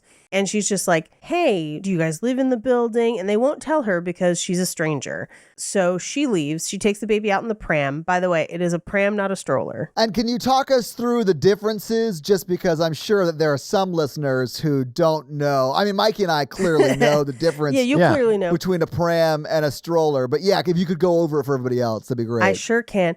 A pram faces your way? No. Well, I mean, it can. It most of the time can. Is it because the wheels are up tucked under it? No. Swing and a miss again. A lot of times people will use the terms interchangeably, especially modern day. They usually just refer to everything as a stroller, but technically, a pram is a pushing vehicle where you can lie back. So it's a baby. It doesn't sit up. It lies on its back most of the time. Okay. A stroller gives you the ability to sit up. Okay. Oh. So that's technically the difference, but modern day, most people call it all strollers. Yeah, okay. But especially at the time, these are prams. So what I want to be pushed around in when we get super rich is a pram because I prefer to lay down Correct. when being pushed about. Yeah. And it's also usually for much younger children. Yeah. Like a stroller would be somebody who could support their own head. Yeah. Which I still struggled with sometimes. I know. You got that weak ass neck. It's my least favorite part about you. It's a weird part of my body for you to have categorized. Well, now you know how it feels when you do it to other people, Todd. I was looking at a picture of a dude the other day that I thought was hot, and I was like, he's got a nice thick neck. And I was like, who am I? What is this? You got a nice thick neck. Yeah. I was like, why am I even interested in this? Just makes you harder to choke. Hard to buy ties. Anyway, so they go out in the pram and she passes Old Town Books, which, by the way, is an antique store in Pasadena. It is a store that they just put books in the front of. And on display are a ton of occult books. Yeah. Well, they're trying to keep up with the times. It was all the Manson stuff. Yeah. They're just like, well, we saw that Manson thing, so. Anyway, Evelyn comes out and she's like, hey, you live in my building. I've seen you around. And we have seen her kind of interact with them. Yeah, she's been around. Yeah. Yeah, and she gives her a book. We don't see what the book is, but it looks like it's like an Alice in Wonderland or something, you know, like some classic. I think it was a child's book. Yeah. Yeah. And it is like a chapter book, but like it looks like a classic. Yeah, I got the impression it was like, here, read this to your baby, sort of a thing. Yes, you know? exactly. Yeah. And it was nice. She says, you know, this was my daughter's favorite, so you can read it to her when she's older, is what she says to her. And stop by any time. So she gets back to the apartment building, and the kids left a drawing of her on the step, and she's like, oh, that's so fun. And then there's like a trail of photos as they walk through the stairs, because this is a horrifying walk up with a baby. Ugh. It was, I was shocked at how quickly this turned, because as she's leaving to go walk about and go to the bookstore or whatever, like she passes two kids on the steps, one's sort of playing and one's coloring. The boy is coloring. Right. And she engages them in a conversation because she's new to the building and wants to meet people or whatever. Right. Not at all creepy, but the boy is like, stranger danger, don't talk to her. And you sort of get the impression that he drew this, when you're looking at the first one, as like an apology. Like, I am sorry. Right. Here's a nice picture of you and your baby walking down the street or whatever. And then as we see more of them, it becomes sort of like cartoons or like a storyboard, if you will, of her pushing the baby down the street and then the baby pram getting destroyed by a garbage truck and the baby dying. Yeah. So here's my question. Do you think the kids ever existed? Yes, I do think the kid existed. I don't think... He drew the photos. I think he drew the first one. Okay. Oh, I think they existed and drew all the photos. It's just a coincidence. Children can be assholes. So this is unrelated to the haunting and demon. The demon was like, oh shit, I gotta take notes on this guy. This guy's got some great shit. Uh-huh. This Dick Cheney kid is he's gonna go places. Doing the Gorms work. That kid is coded like an asshole. He is. So what I am torn on... Tell me what you're torn on, Natalie Imbruglia. Because I think either Todd is right, they drew the first one and then the subsequent ones are not them. Or they're not there at all. Yeah, it was the demon the whole time. The whole time. Not me. I think that kid's a sociopath. He's bad. He's the one who's running and slamming his doors all the time upstairs because he's always getting in trouble by his parents. And the daughter is okay, but he's a dick. I mean, that is sort of what the movie shows us, Mikey. So I can't say you're wrong, but I don't love that. I'm all out of crayons. This is how I feel. I want a truck to hit your stupid baby in the face. Like that kind of thing. Yeah. Maybe he doesn't like the baby crying at night. He can hear that upstairs. Same. Damn. I think you really sold me on the kid drew all the photos, Mikey. Or not photos, but pictures. The picture. Well, and then when you see the demon, his fucking fingers are too long to draw like this. There's no way he can draw accurately with those hot dog ass fingers. With those tiny ass crayons.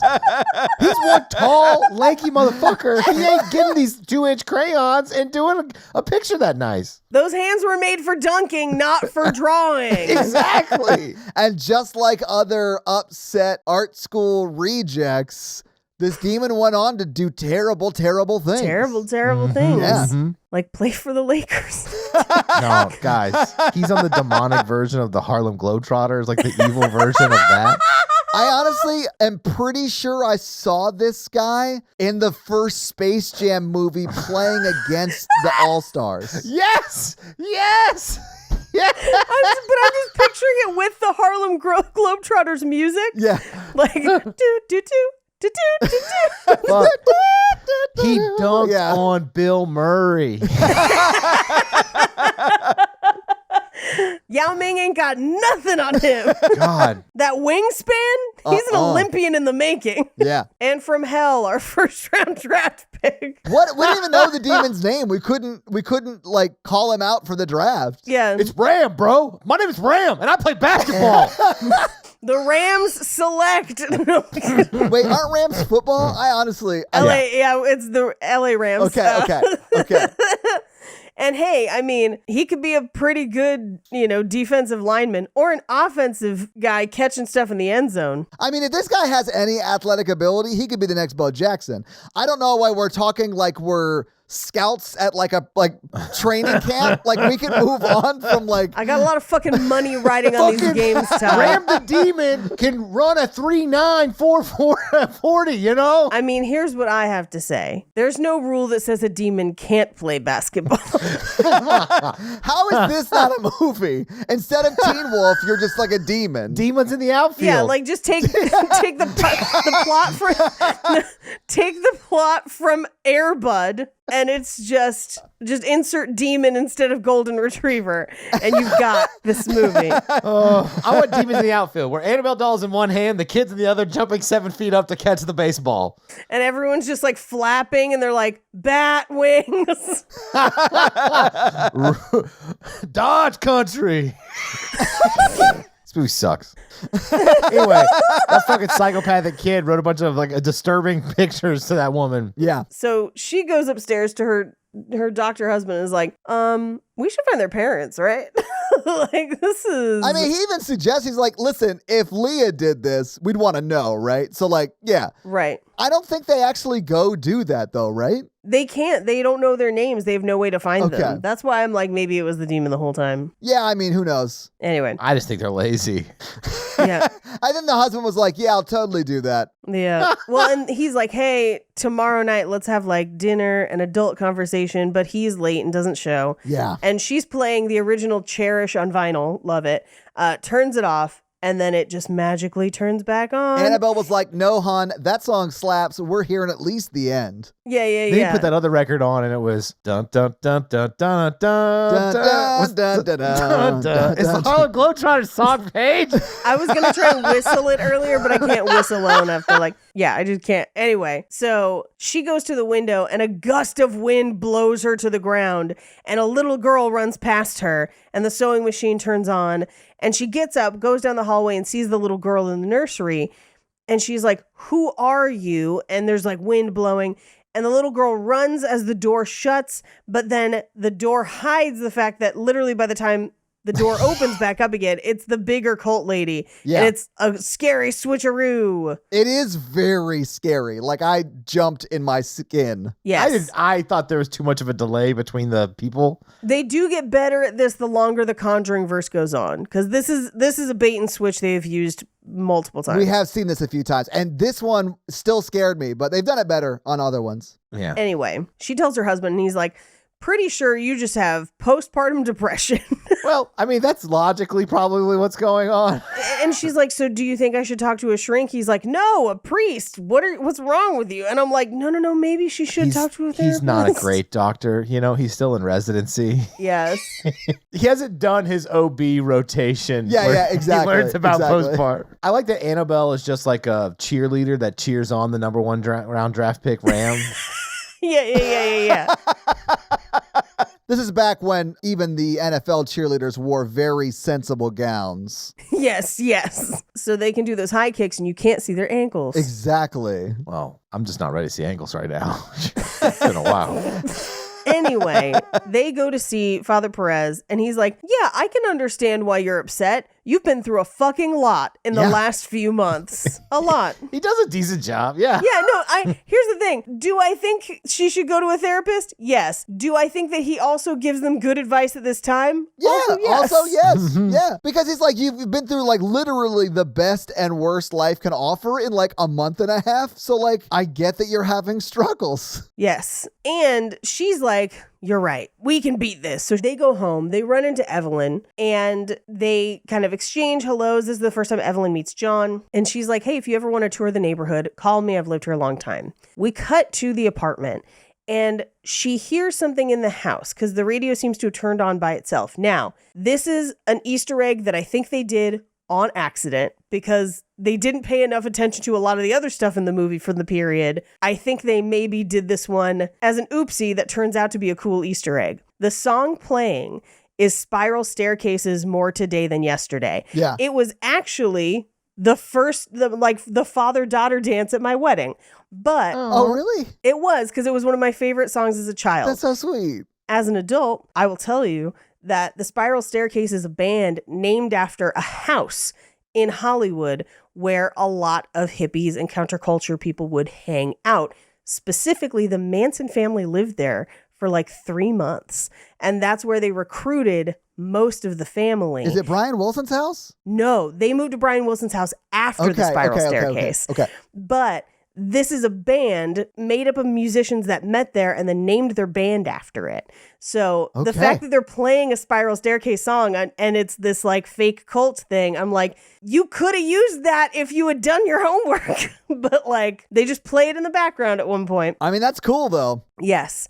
So she puts the baby down. She breaks down some cardboard boxes and she's taking them down to storage. Yeah. This is the scariest part of this movie for me. Yeah. When she gets off that elevator and it's like dark and she has a flashlight, I was like, oh, I fucking hate this movie already. And literally, I turned it off and was like, I'll watch the rest tomorrow morning, like 3 minutes from when she first arrives. Like, from right now. Yeah. So she hears metal squeaking while she's putting these boxes away. Yeah, and she had to like walk down the like alley of like storage units on either side, but it's not like closed off storage units, like a chain link fence all the way to the top of the ceiling or whatever. Mm-hmm. So she gets down to theirs, opens it, puts the shit down, and she starts to hear stuff. You mean Ram's practice gym?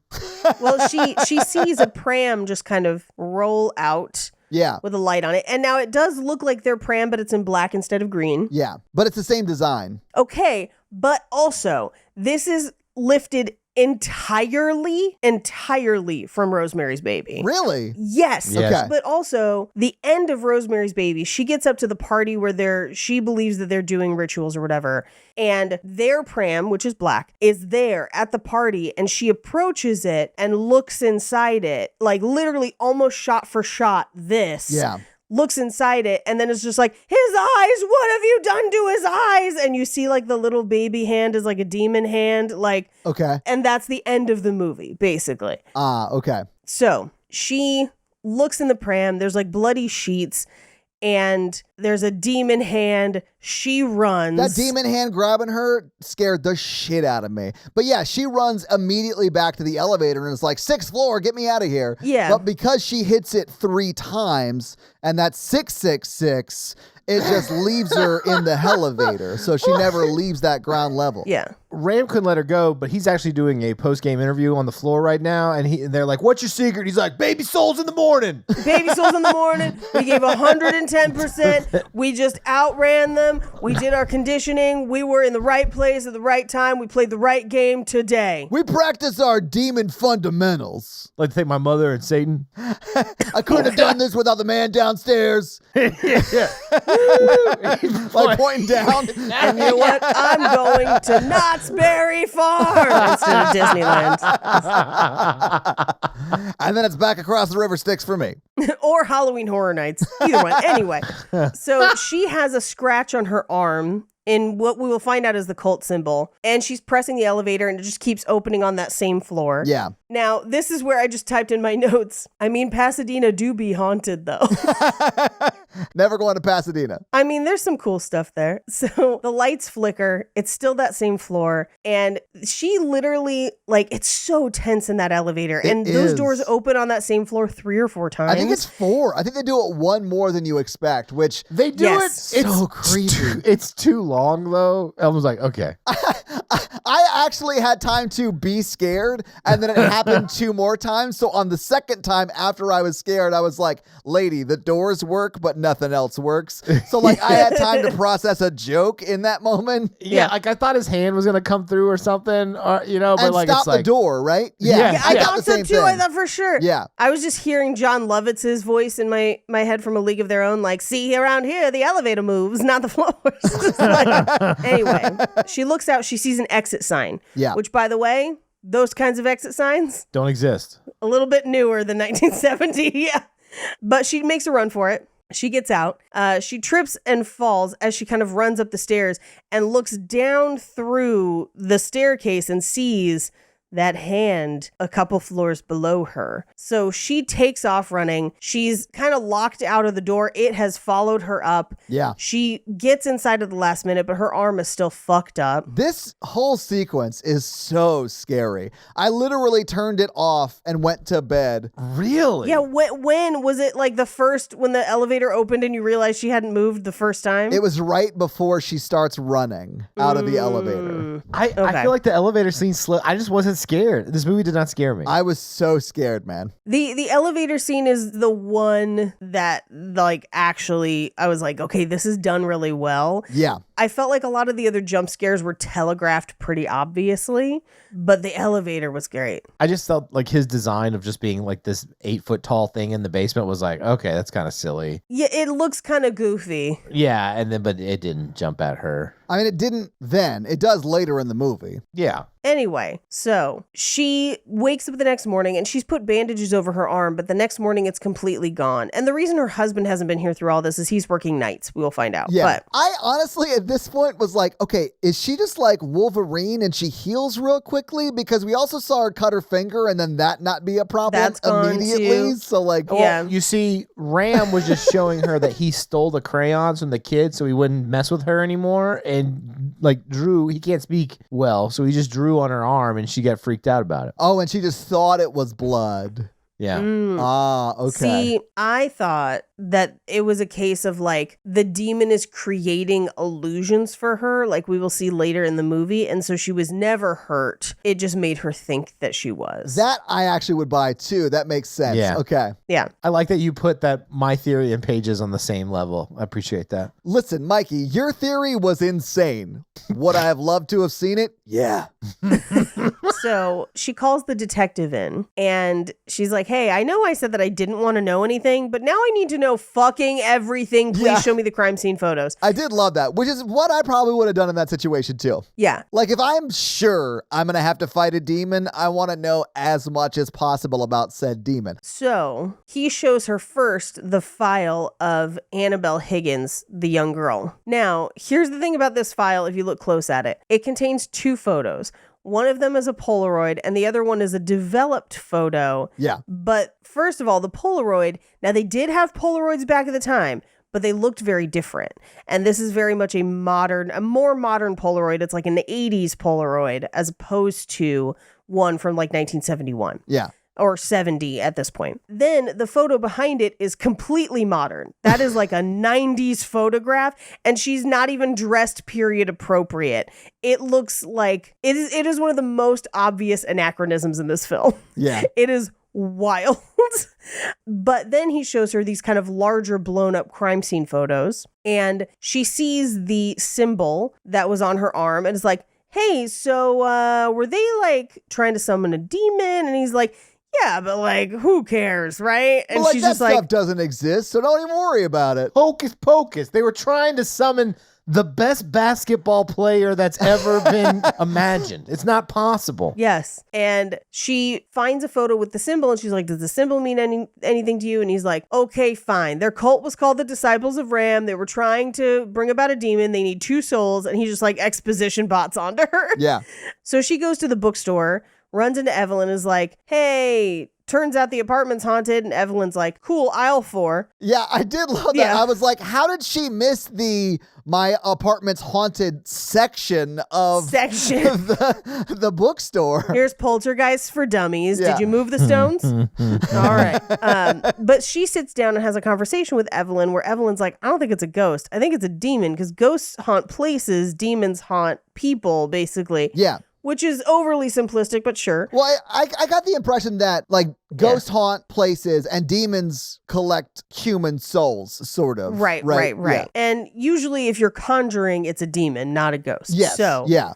she then tells her a little bit about like, I lost a daughter that was your age and I felt like I had nothing else to live for, but I heard her voice and it told me it wasn't my time. And you too have a purpose to protect your family. And this is the conversation that the movie gives us to be like, see, it's totally fine that we kill the one person of color in this movie. Yeah. It's A-okay. She wanted it. And you're just like, no, what? She hates selling books. I mean, I know a lot of people who worked at Barnes & Nobles, and it's a common thing. Anyway, so we cut to, she tries to go back to the apartment and she has the books in the pram and is carrying the baby. Yeah. She goes to unlock the apartment. The pram rolls into the street and a green garbage truck, exactly like the one drawn in the drawings, but also completely out of historical context. Like A modern that is day a garbage modern truck. day garbage truck. Yeah. Just plows through that pram. I think I even saw one of those like mechanical arms on the side that It picks has up it, trash. yes. Like, yeah. like, I don't know if they had that back in the day. They did, but the truck would have looked very different. Sure. I mean, this is literally the same kind of garbage truck that picks up my garbage today. Like, But is that because they haven't updated the fleet in 60 years? no, Or, okay. Yeah. absolutely not. Yeah, I don't know. Yeah. Here's why it's so bonkers is because they went to the trouble of putting like period appropriate cars along the sidewalk in front of the apartment building. Yeah. And then a fully modern garbage truck just like, and literally right next to them. So like, it is impossible not to see it. You're Yeah. just like, what? Like, what is this? So she goes through the books in her apartment and finds that there's things for spilling the blood of kin and spilling the blood of the innocent.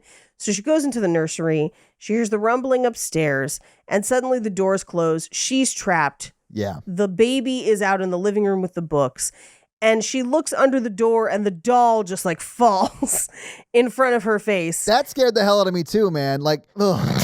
I laughed. I laughed. I hate jump I scares laughed. so much. Like, they totally get me, and I fucking I think hate you mean Annabelle. it. Not Annabelle. Right? Exactly. It happened and in my brain like auto completed a voiceover that was just, it's me, bitch. Just like, That would have made me laugh if I'd had that thought. I also was like, they're not gonna kill a baby with book. Like, I'm not super yeah, concerned because they're for knocking baby. books off the bookshelf around the baby. Well, that's why we have to ban books to protect the children. No. What are you, a Florida governor? Not yet. Anyway, so she uses the rocking chair to break the handle off the door. So she gets out, she gets to the living room, and we watch as the doll floats. And this is where the demon is behind it, just shaking it. And that scared me. I can't believe I did not scare you guys. Like, it scared me. No. It looks silly as goofy. shit. I didn't even realize he was shaking it because I was like so locked in on demon face. He's like peeking out from behind it. Yeah. It looks like how I look when I play with like my goddaughters or whatever. I'm like, hey, You look like hey. a demon when you're playing with your goddaughters? No, you just hold it all up and you shake it and you make a silly voice. Oh, yeah. I do that same thing with my animals. Here's my thing. It's a demon. A, what does it need the doll for at all? Like, the doll is Right. an afterthought. But B, it's a demon. It's in her living room. It's huge. It has the hands. It has great defense. It's got a huge wingspan. It shoots threes like nobody's business. He's got a double-double in the last like 7 games. Yeah. And he's like hiding behind a doll. No, he's the dangerous thing. Fuck the doll. Like, why a doll at all? Well, that makes me think he had a different plan or what. Like, I don't think this demon is evil. He doesn't actually do anything to hurt anybody. I'm sorry. I What? mean, he scares her in the elevator thing and then he chases her. He also kicks Evelyn out of the house. Like, he tackles her out of the house. He tries to kill the priest. Well, we don't know that priest, you know, kind of, I mean, priests can be bad. I know that not all priests are good. I get where you're going. Hashtag not all priests. Mister, I'm going to defend the hair cutting guy, but then suddenly throw some shade. I'm going to be honest with you. I'm going to have similar opinions about the haircutting guy if I see a priest walking down the street with that size doll. Yeah. I I'm understand. just saying the most exposure we get to this demon, the big reveal is him just kind of trying to make the baby smile by wiggling the doll in front of them. Yeah. Because that's what he thinks of her. She's like a little baby to him. He's like, look, I'm not scary. I just look scary, but like, look, it's a doll. And then like, she's like, "Ah!" He's like, I'm on a basketball team. I Yeah. got to play against Michael Jordan and Bill Murray here in a few minutes. yeah. Yeah. So she screams. Her husband is coming home. He hears it. He runs upstairs. The apartment is tossed. Yeah. They do an external shot, and they did this external shot to try and capture some of the few light up billboards in LA that are still from that time period, but it's a completely different part of town. Like, Yeah. it's not anywhere close to where they are. And so they invite the priest over, and he's like, yeah, it's definitely this evil doll that wants her soul. I should take it and put it in the church so that its power is diminished. And they're like, all right, thanks. I do love that they were like, yeah, whatever. Just take the doll. Yeah, I don't care what you do. Just take it. Just take it. And Go. he He's like hints, a life-size child's doll. I'll take that off your hands. Ooh. That was so concerning to me too, Mikey. Because I said it earlier, but if I saw a priest carrying that size doll down the street, I'd be like, dark. Yeah. Anyway, he does hint in this scene. He's like, there's a married couple that deals with this, but they're on the East Coast. We'll have to place a call, but it'll take them a while to get here. Implying the Warrens is who's going to take care of it. But they were probably busy scamming someone else, so they couldn't be involved in this one. I would put Annabelle in a bag or a box, or I don't want to carry a doll this large down the street or in public. Yeah. Anyway, he puts it in the car, in the back of the car. But at first he buckled it into shotgun, which I thought was a weird choice. That was a weird choice. But before he's like immediately like, that's weird, and puts it in the back. So I mean, why wouldn't you just throw it in the trunk? Like, I think buckling it up is weird. yeah, all of it's weird. It's a collector's item, first off. Okay. No, you know at this point it's haunted at least. It's a double collector's item now. Anyway, he leaves. And this is where she's like, thank you for believing me, husband. And he's like, of course, I will always believe you. At which point I was like, is he in on it? Like Rosemary's Baby? Because like in the 1970s, a man believing a woman, like what? That does sound unbelievable. Yes, the 70s. Yeah. Okay, that's fair, Mikey. Yeah. Anyway, he does. Meanwhile, Father Perez drives away. Now, it shows video because it's very clearly projection around the car. And it shows him driving on one of the bridges downtown that looks kind of like the haunted bridge in Pasadena, but isn't the haunted bridge in Pasadena. And I was like, they were clearly going for this and just got it wrong or something, like, or couldn't get the rights to film the bridge. Like, I don't know what's going on. Yeah. But he turns off the radio because it keeps switching and staticking because of the doll. He arrives at the church. He goes to take the doll inside, but the cult member ghost lady is in the car. He tries to run for the church because he sees her, and he gets thrown back down onto the street, blunt force trauma style. So he ends up in the hospital. It's like the demon was standing in the door of the church and kicked him as hard as the demon could. Because he lands like 10 feet away from it, but he was like about to cross into it. He got "This is Sparta" kicked out of the church. And that's why you don't steal toys from an 8-foot tall person. Yeah. Demon. Yeah. Anyway, so at the hospital, the husband doctor goes to check on him, and he just like sits by that priest the whole time. And here's the thing. I'm like, so the priest got hurt by the doll. You're not going to go check on your family? I did think it was wild that he was like that invested in the priest that he sat next to him until the priest woke up. Yeah. Like, I would be like, is the priest going to be okay? Okay, cool. If someone could let me know when he wakes up, here's my number. I'm going to go back to my family, who was also involved in the incidents leading up to this. Right. Again, dealing with demons is woman's work at the home. Like, if you're going to keep a nice home, I shouldn't have to leave work to check to make sure that's going okay. Sorry, I've got like A lot of pent up anger about the patriarchy that Mikey is specifically triggering in this moment. Yeah, but also an itchy shoulder. Anyway, okay. So the priest wakes up and is like, yo, that doll haunted as hell. And he's like, oh, shit, I should probably call my wife. Like, fuck. So meanwhile, back at the apartment, Evelyn and Mia and the baby have arrived home after shopping. And this is where Evelyn tells the story of what happened to her daughter. Essentially, she fell asleep at the wheel. They got in a car accident. She blames herself. Yeah. And would have switched places with her. So her husband tries to call and is just like, get out of the house. Like, it wants the baby's soul. Yeah, I did think it was funny that like the call connects, right? Right. And they can hear each other for a second. And the demon starts to turn this phone call into static right when the doctor husband says, "Father, whoever is in the Yeah. and then it turns to static. I was like, oh, just in the nick of time, the demon got there to turn it to static. Yeah. And so there's a knock at the door, and it appears to be Father Perez turned around, but it fully isn't. Right. And she doesn't know Dr. Perez is in the hospital. So that's Yeah. not super weird to her that Dr. Perez would be back, maybe, you know? Yeah. Well, she goes to tap on his shoulder, and it is like a full ghost that just is like, "May God have mercy on your soul." And you're just like, whoa, what? What is happening, Father Perez? What does this have to do with the doll? Like, at all? Anyway, the house goes nuts. The record player starts playing things backward. Satanic Panic Special.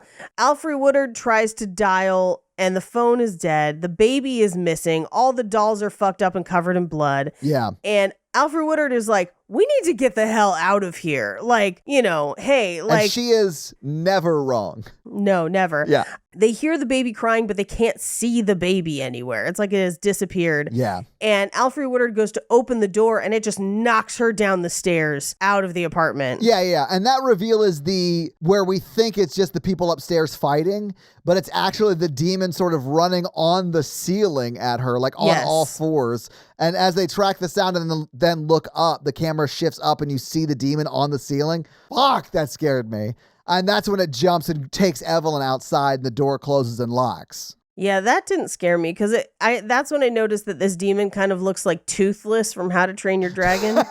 Okay. Okay. Yeah. Yeah, I can see that. Yeah. He was misunderstood too. Yeah. So it kicks Alfre Woodard out. It locks Mia in the apartment. And this is where the crayon rolls into the hallway. She goes into the nursery, and it's written all over the ceiling, just, "Her soul!" Yeah. You also see the symbol that was on her arm and on the wall in their first house where the lady completed suicide. So, like, it is like tying it all together, right? Well, she then picks up the Annabelle doll and is smashing it, or trying to smash it, and then throws it to the floor. And then they make it appear like it's her baby, like she has bludgeoned her own baby to death. But then it turns out to be a different doll. Yeah. That first reveal of it being the baby, I was like, oh my God, no, that's terrible. Yeah. But, you know, it's not that, thank God. Right. So she picks up Annabelle and she's like, there has to be another way. Please, like, what do you want? And then on the window, it says, "Your soul." And the window opens, basically implying that she should jump. Yeah. And at this point, I was like, what does it even want to do with the soul? This seems like a waste. Oh, I think the demon's just a huge fan of donut souls. So, like... So, meanwhile, Alfre Woodard is climbing the stairs to try and get back into the apartment. Dr. Husband comes home. He lets Alfre Woodard in.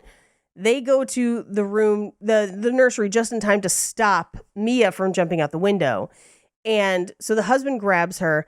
And she's like, "I have to give the soul, like, it needs a soul. We got to get her back." Yeah. And this is where Alfre Woodard is like, let me do it. Cause like, I've been super sad ever since my kid died. And this is kind of like, you know, eye for an eye. And then the audience is like, what? No, what? Like, that was a very quick decision. Why is this happening? Because she then walks through the window and jumps. We view down on the sidewalk. She is dead with the doll. Yeah. But all of a sudden, the baby's back and everything's fine.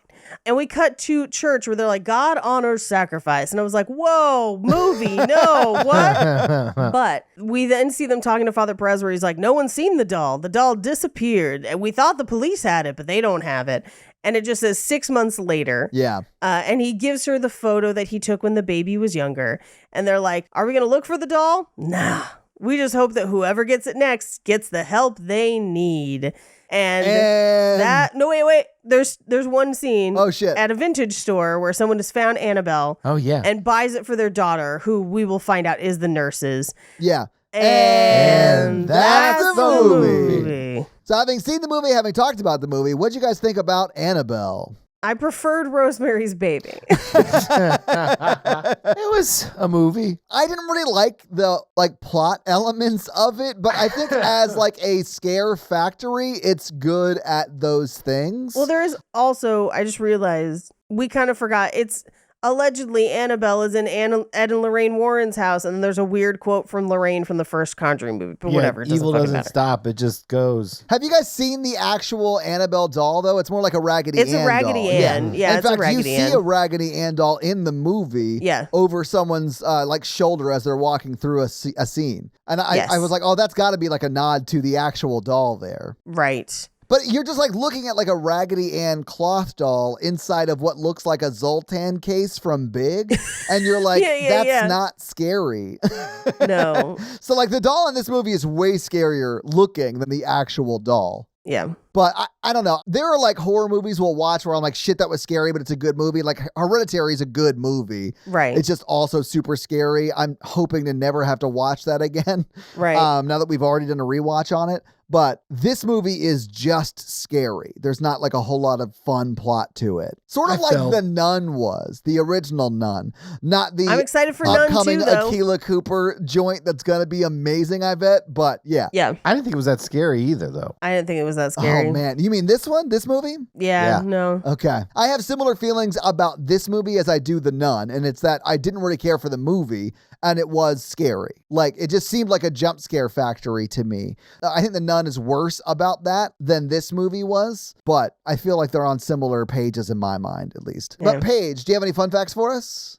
I do. Well, here it is with your fun facts. Raggedy Ann fun facts. facts. So the baby mobile that hangs over the crib plays the same tune as the music box from The Conjuring. Okay. Let's talk about the air quotes real Annabelle doll. Oh, nice. So the Raggedy Ann doll, the real Annabelle doll, was given to Donna, who was a college student at the time, by her mother in 1970. So at that point, the year is correct as far as the movie. Cool. She and her roommate, Angie, noticed that the doll would seem to move subtly. And then within a few weeks, it started to move from room to room while they were gone. They hire a medium, and the medium gives them the theory that Annabelle is Annabelle Higgins, a child in the 1860s whose body was found in a field that the house now occupied. Interesting. Okay. Yeah. So that's different. That's different. Yeah. Now, this is one of the few Conjuring universe movies that is, most of the Conjuring purports to be based on true events. It's based around air quotes real, huge quotes, cases by the Warrens. Right. But this is completely fictionalized entirely. Okay. So it's one of the few like that. Yeah, so it in reality is much closer to what Ed and Lorraine Warren actually did, which is correct, completely imaginary. Yep. So Ellen DeGeneres had an interesting experience watching this film because she watched it and thought, that building looks familiar. And it turned out that they had used her old apartment building.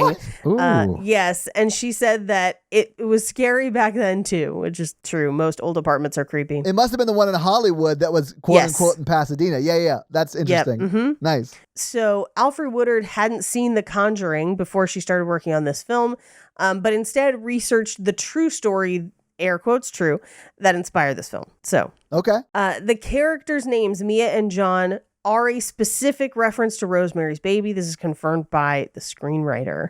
There are a lot of commonalities between the two of them, including the fact that they're both about a young, well-to-do couple in a luxury apartment building having a baby, in combination with Satanists trying to take the mother and child, along with the frequent noise of the neighbors in an adjacent apartment or above, are all nods to that film. I do sort of like that when like screenwriters write something, they will sometimes like leave in like the main characters' names or things like that when you're like paying homage to old movies. Mm-hmm.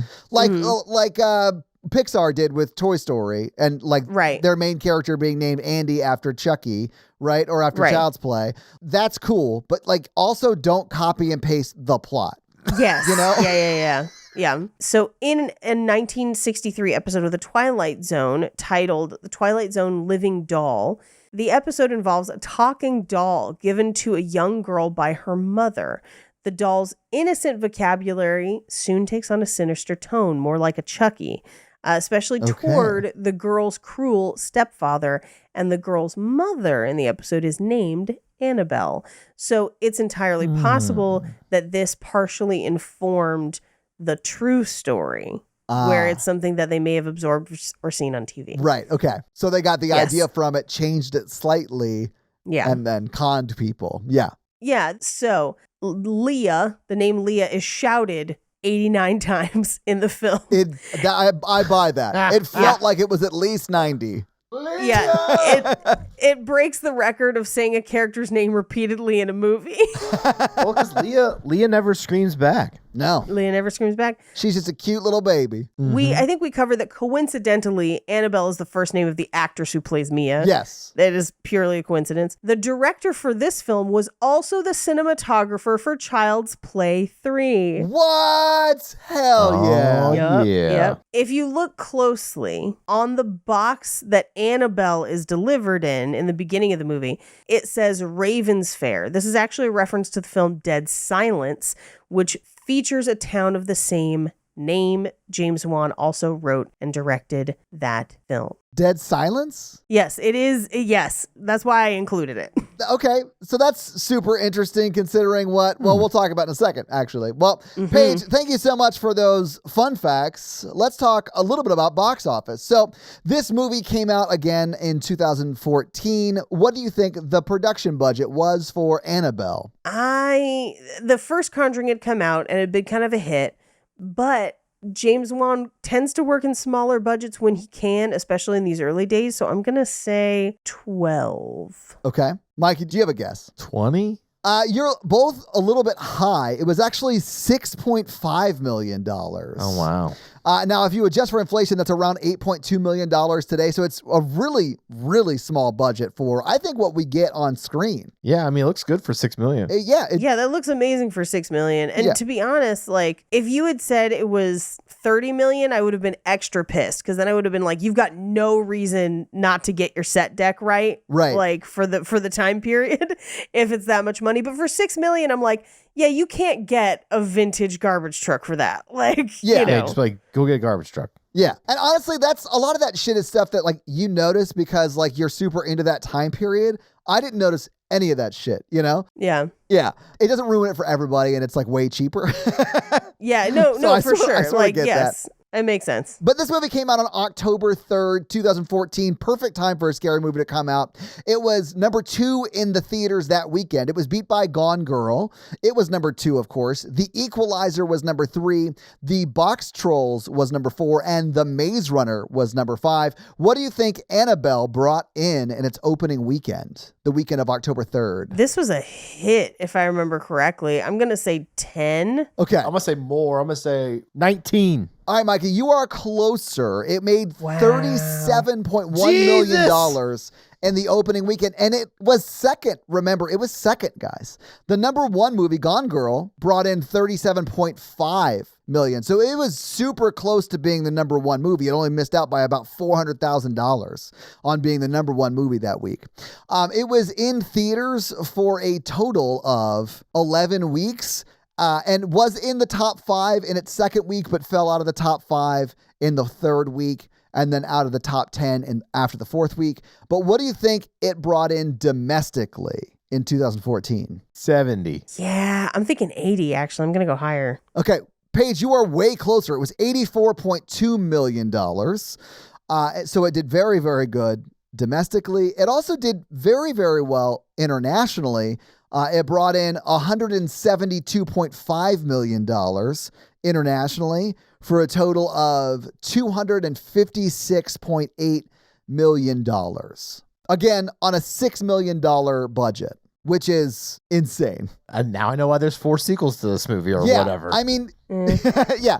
Like if you adjust that $256.8 million for inflation, that's $324.5 million today. It made tons of money. Yeah. So they're going to make these forever, I bet. Oh, yeah, absolutely. Yeah, but that's your box office.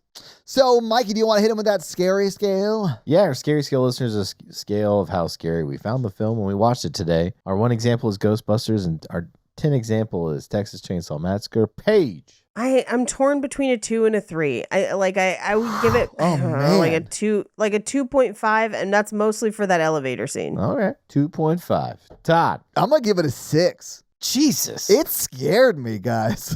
I don't handle jump scares well, and there were a lot of jump scares in this movie that were effective. I think for me, they weren't. weren't effective because they telegraphed them so much. I was like, oh, she's going to run through that door. Telegraphing it doesn't make me not scared of it when it happens. I literally saw the older woman actor throw the child actor so she could run through the other part of the door. Well, and also like the doll dropping like in the, when she's looking under the door, that made me laugh. So like, I don't know. Yeah, all of those things made me scream like a child. Okay, well, I'm going to give it a 2. I just realized when the demon is holding that doll, traveling, like, Because they're not dribbling? yeah. Oh, it's such a good basketball joke. Fun fact, basketball is the worst sport I am at. Like, out of all sports. Oh, you're terrible at it. I'm also terrible at it. I played church I'm league not good once. at most sports. Anyway, that's our scary scale. Did you give it a number? 2. Also, we didn't do a scary scale for Megan. Would you guys like to do a scary scale for Megan right now? 1. On the fun scale, it was a 10. Hell yeah, it was a 10. Scary scale, it was a 1 for me. But I'm going to give it a 1 as well. So this week, you all made us watch Annabelle. Next week, it's listener request, and the listeners have chosen a movie that Paige mentioned during Fun Facts, Dead Silence, as the final movie to close out Toy Month. So your homework for next week is to watch, I think it came out in 2017. What movie? It came out in 2007. It's a movie called Dead Silence. Never seen it. Excited about Me it. neither. I am excited as well. But as Paige mentioned in Fun Facts, it's James Wan directed, Lee Wanell and James Wan written joint. Yeah. So it's like back when they were still writing things and doing things together. They become Yes. big later on. I bet it's pretty decent. Yeah, I bet it's pretty decent as well. So that is your homework for next week. So Mikey, do you have a review for us to read? Yeah. Awesome. Well, whose review are you going to read this week? Freezer Books. What does Freezer Books have to say? They say, can't miss podcast. Oh, why thank you. I love this podcast so much and get excited about every episode that shows up on my feed.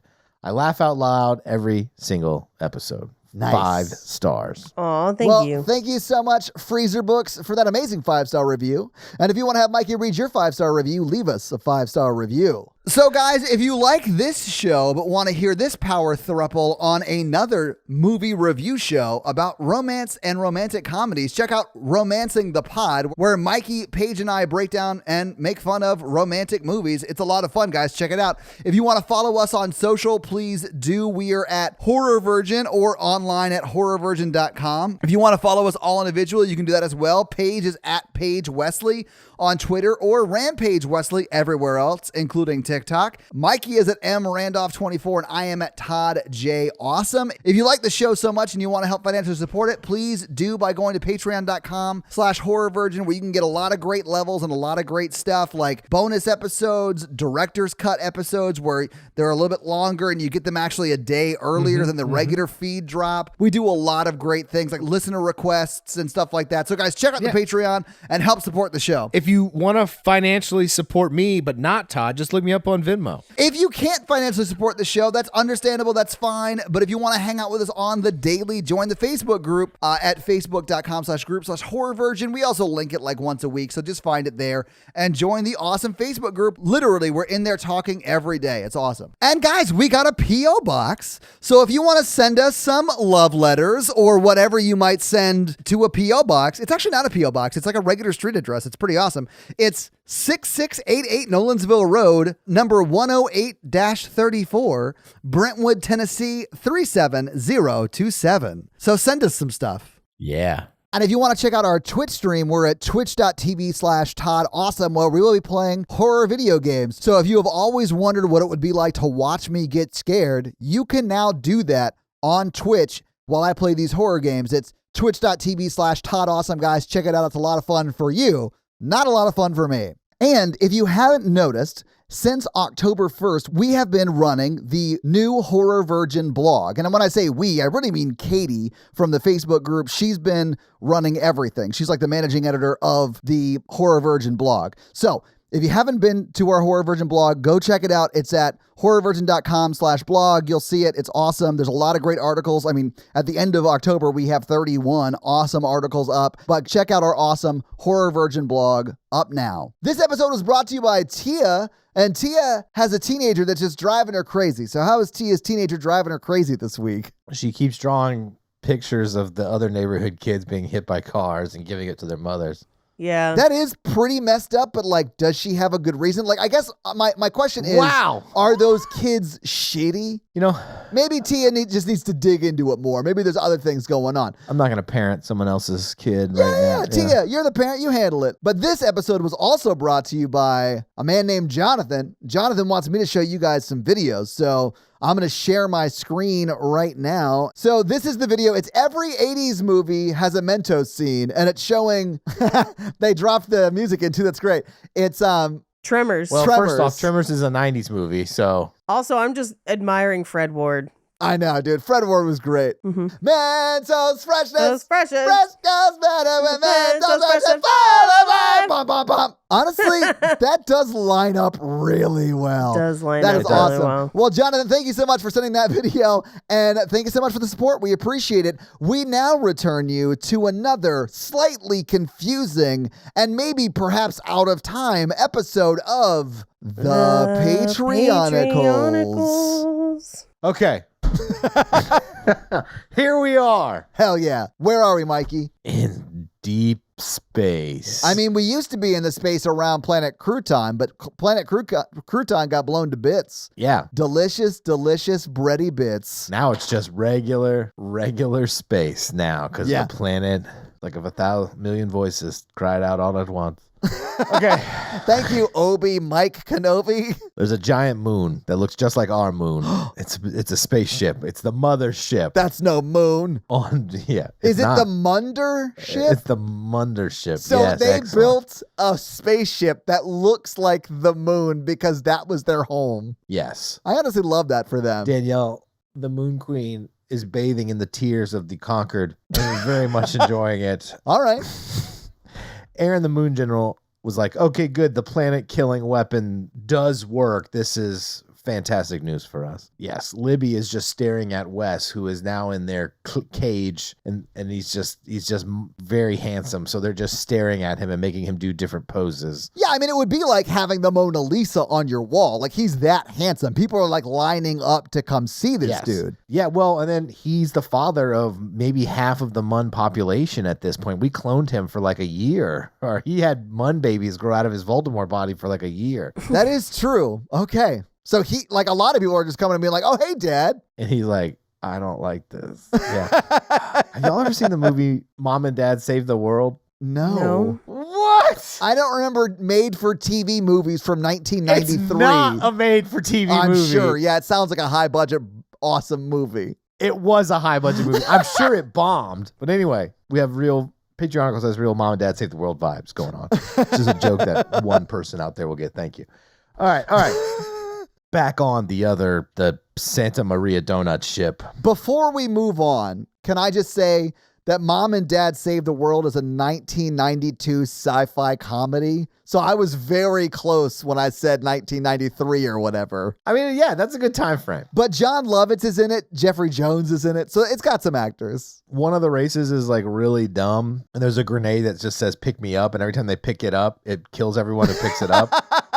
Okay. Now I understand how that has very Patreonicals energy. Yeah.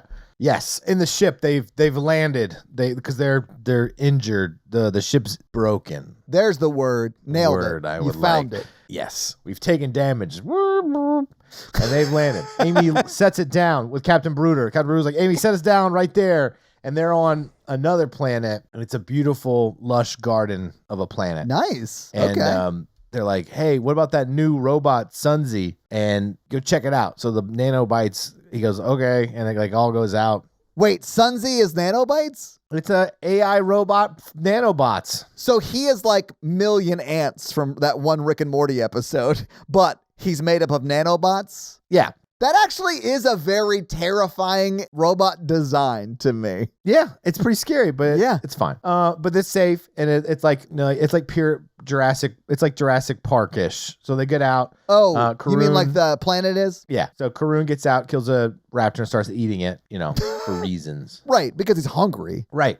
Kate gets out and is like having to like move the wings around with her mind. To The fix wings? It. The whole ship's fucked up, Like they're trying to fix it. Yeah, okay. Driscoll is building the time device again of like, we've got to get to a different timeline. This one really sucks. Yeah. And Jennifer with a PH and Anthony are with them, and they're like, what if we make a sliders-like device to go into the multiverse? Oh, no. And they're like, well, that's going no. to take a lot of research. This should be the B plot moving forward. And they're like, exactly. So that's what those three are working on. Shining Donut, he has grown some sprinkles to feed to dinosaurs around the ship. Wow, I love that. Nathan, the professional wrestler, is tanning because he's lost some of his fake tan in space. He's like, listen, if I can't do laundry and gym, I'm at least going to tan. Yeah. Allie the mermaid also tanning because she's lost some of her tan next to him. It's a relaxation episode. Right. Which is a transitional episode, as they call it. They're just hanging out on the beach. Yes. Jeremy with the laser eyes is still mourning the loss of his toe, but is also tanning topless. I can't wait till Mikey writes down a second thing about this character. Who knows? He's got laser eyes and he's lost a toe. That's two things. Right, yeah. He's been real sad about his toe for like a month. Todd, if you lost a toe, how sad would you be and how long? God damn it, Mikey. I hate that you're sort of right. It would be at least a month. Yeah, at least a month. All right. Sorry, Jeremy. I didn't mean to step in the way of your grief process. Cody sets up. Cody and Boezy are kidnapping local flora and fauna to supply their pawn shop, and they're in all sorts of shenanigans out there with that. And keep in mind that they are using Boezy's space jet ski that he invented last episode that Mikey forgot about. Yeah, and they're lassoing shit up. Exactly. Yeah. It's like a speeder from Star Wars, but it can go up into space too. It's like a... But it's just a ski-doo. Lauren, the cave person, is knocking the shit out of dinosaurs and making big dinosaur steaks, which I think we've done before, but they're doing it again. It was a big hit. Nice. Mr. Rage Bomb is also tanning with the rest of the crew. I mean, that's how he charges. He's got to get that solar power inside of him so he can explode. Going. Yeah, that just makes sense. Vance the serial killer is tied up completely by Karateka because she's like, there's no NPCs for him to murder this week. Let's keep him contained. Yeah, that's a good point. Yeah. Sophia the time cop has been kidnapped by Anthony the magician, who is basically like the Darth Vader for the Muns because everyone hates magicians. But they don't trust him for sure. Right. And Anthony's like, he kidnapped her off that planet on his own special starfighter, which we'll get into that later. But he's like, what are they working on? So he's taking him back to the Death Mun. And then Wolfric is finally turned back into a person, and then he is also tanning. So that's great. Karun and Natasha have grief sex about their planet blowing up. Oh. And it's awkward. It's awkward for everyone else. It's awkward to hear about. Yeah. We'll get into it more next week. And that's our episode.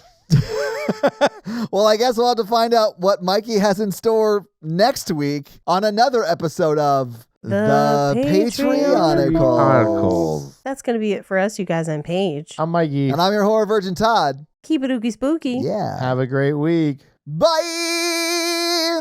Your pop figurines are going to come to life and kill you, nerds.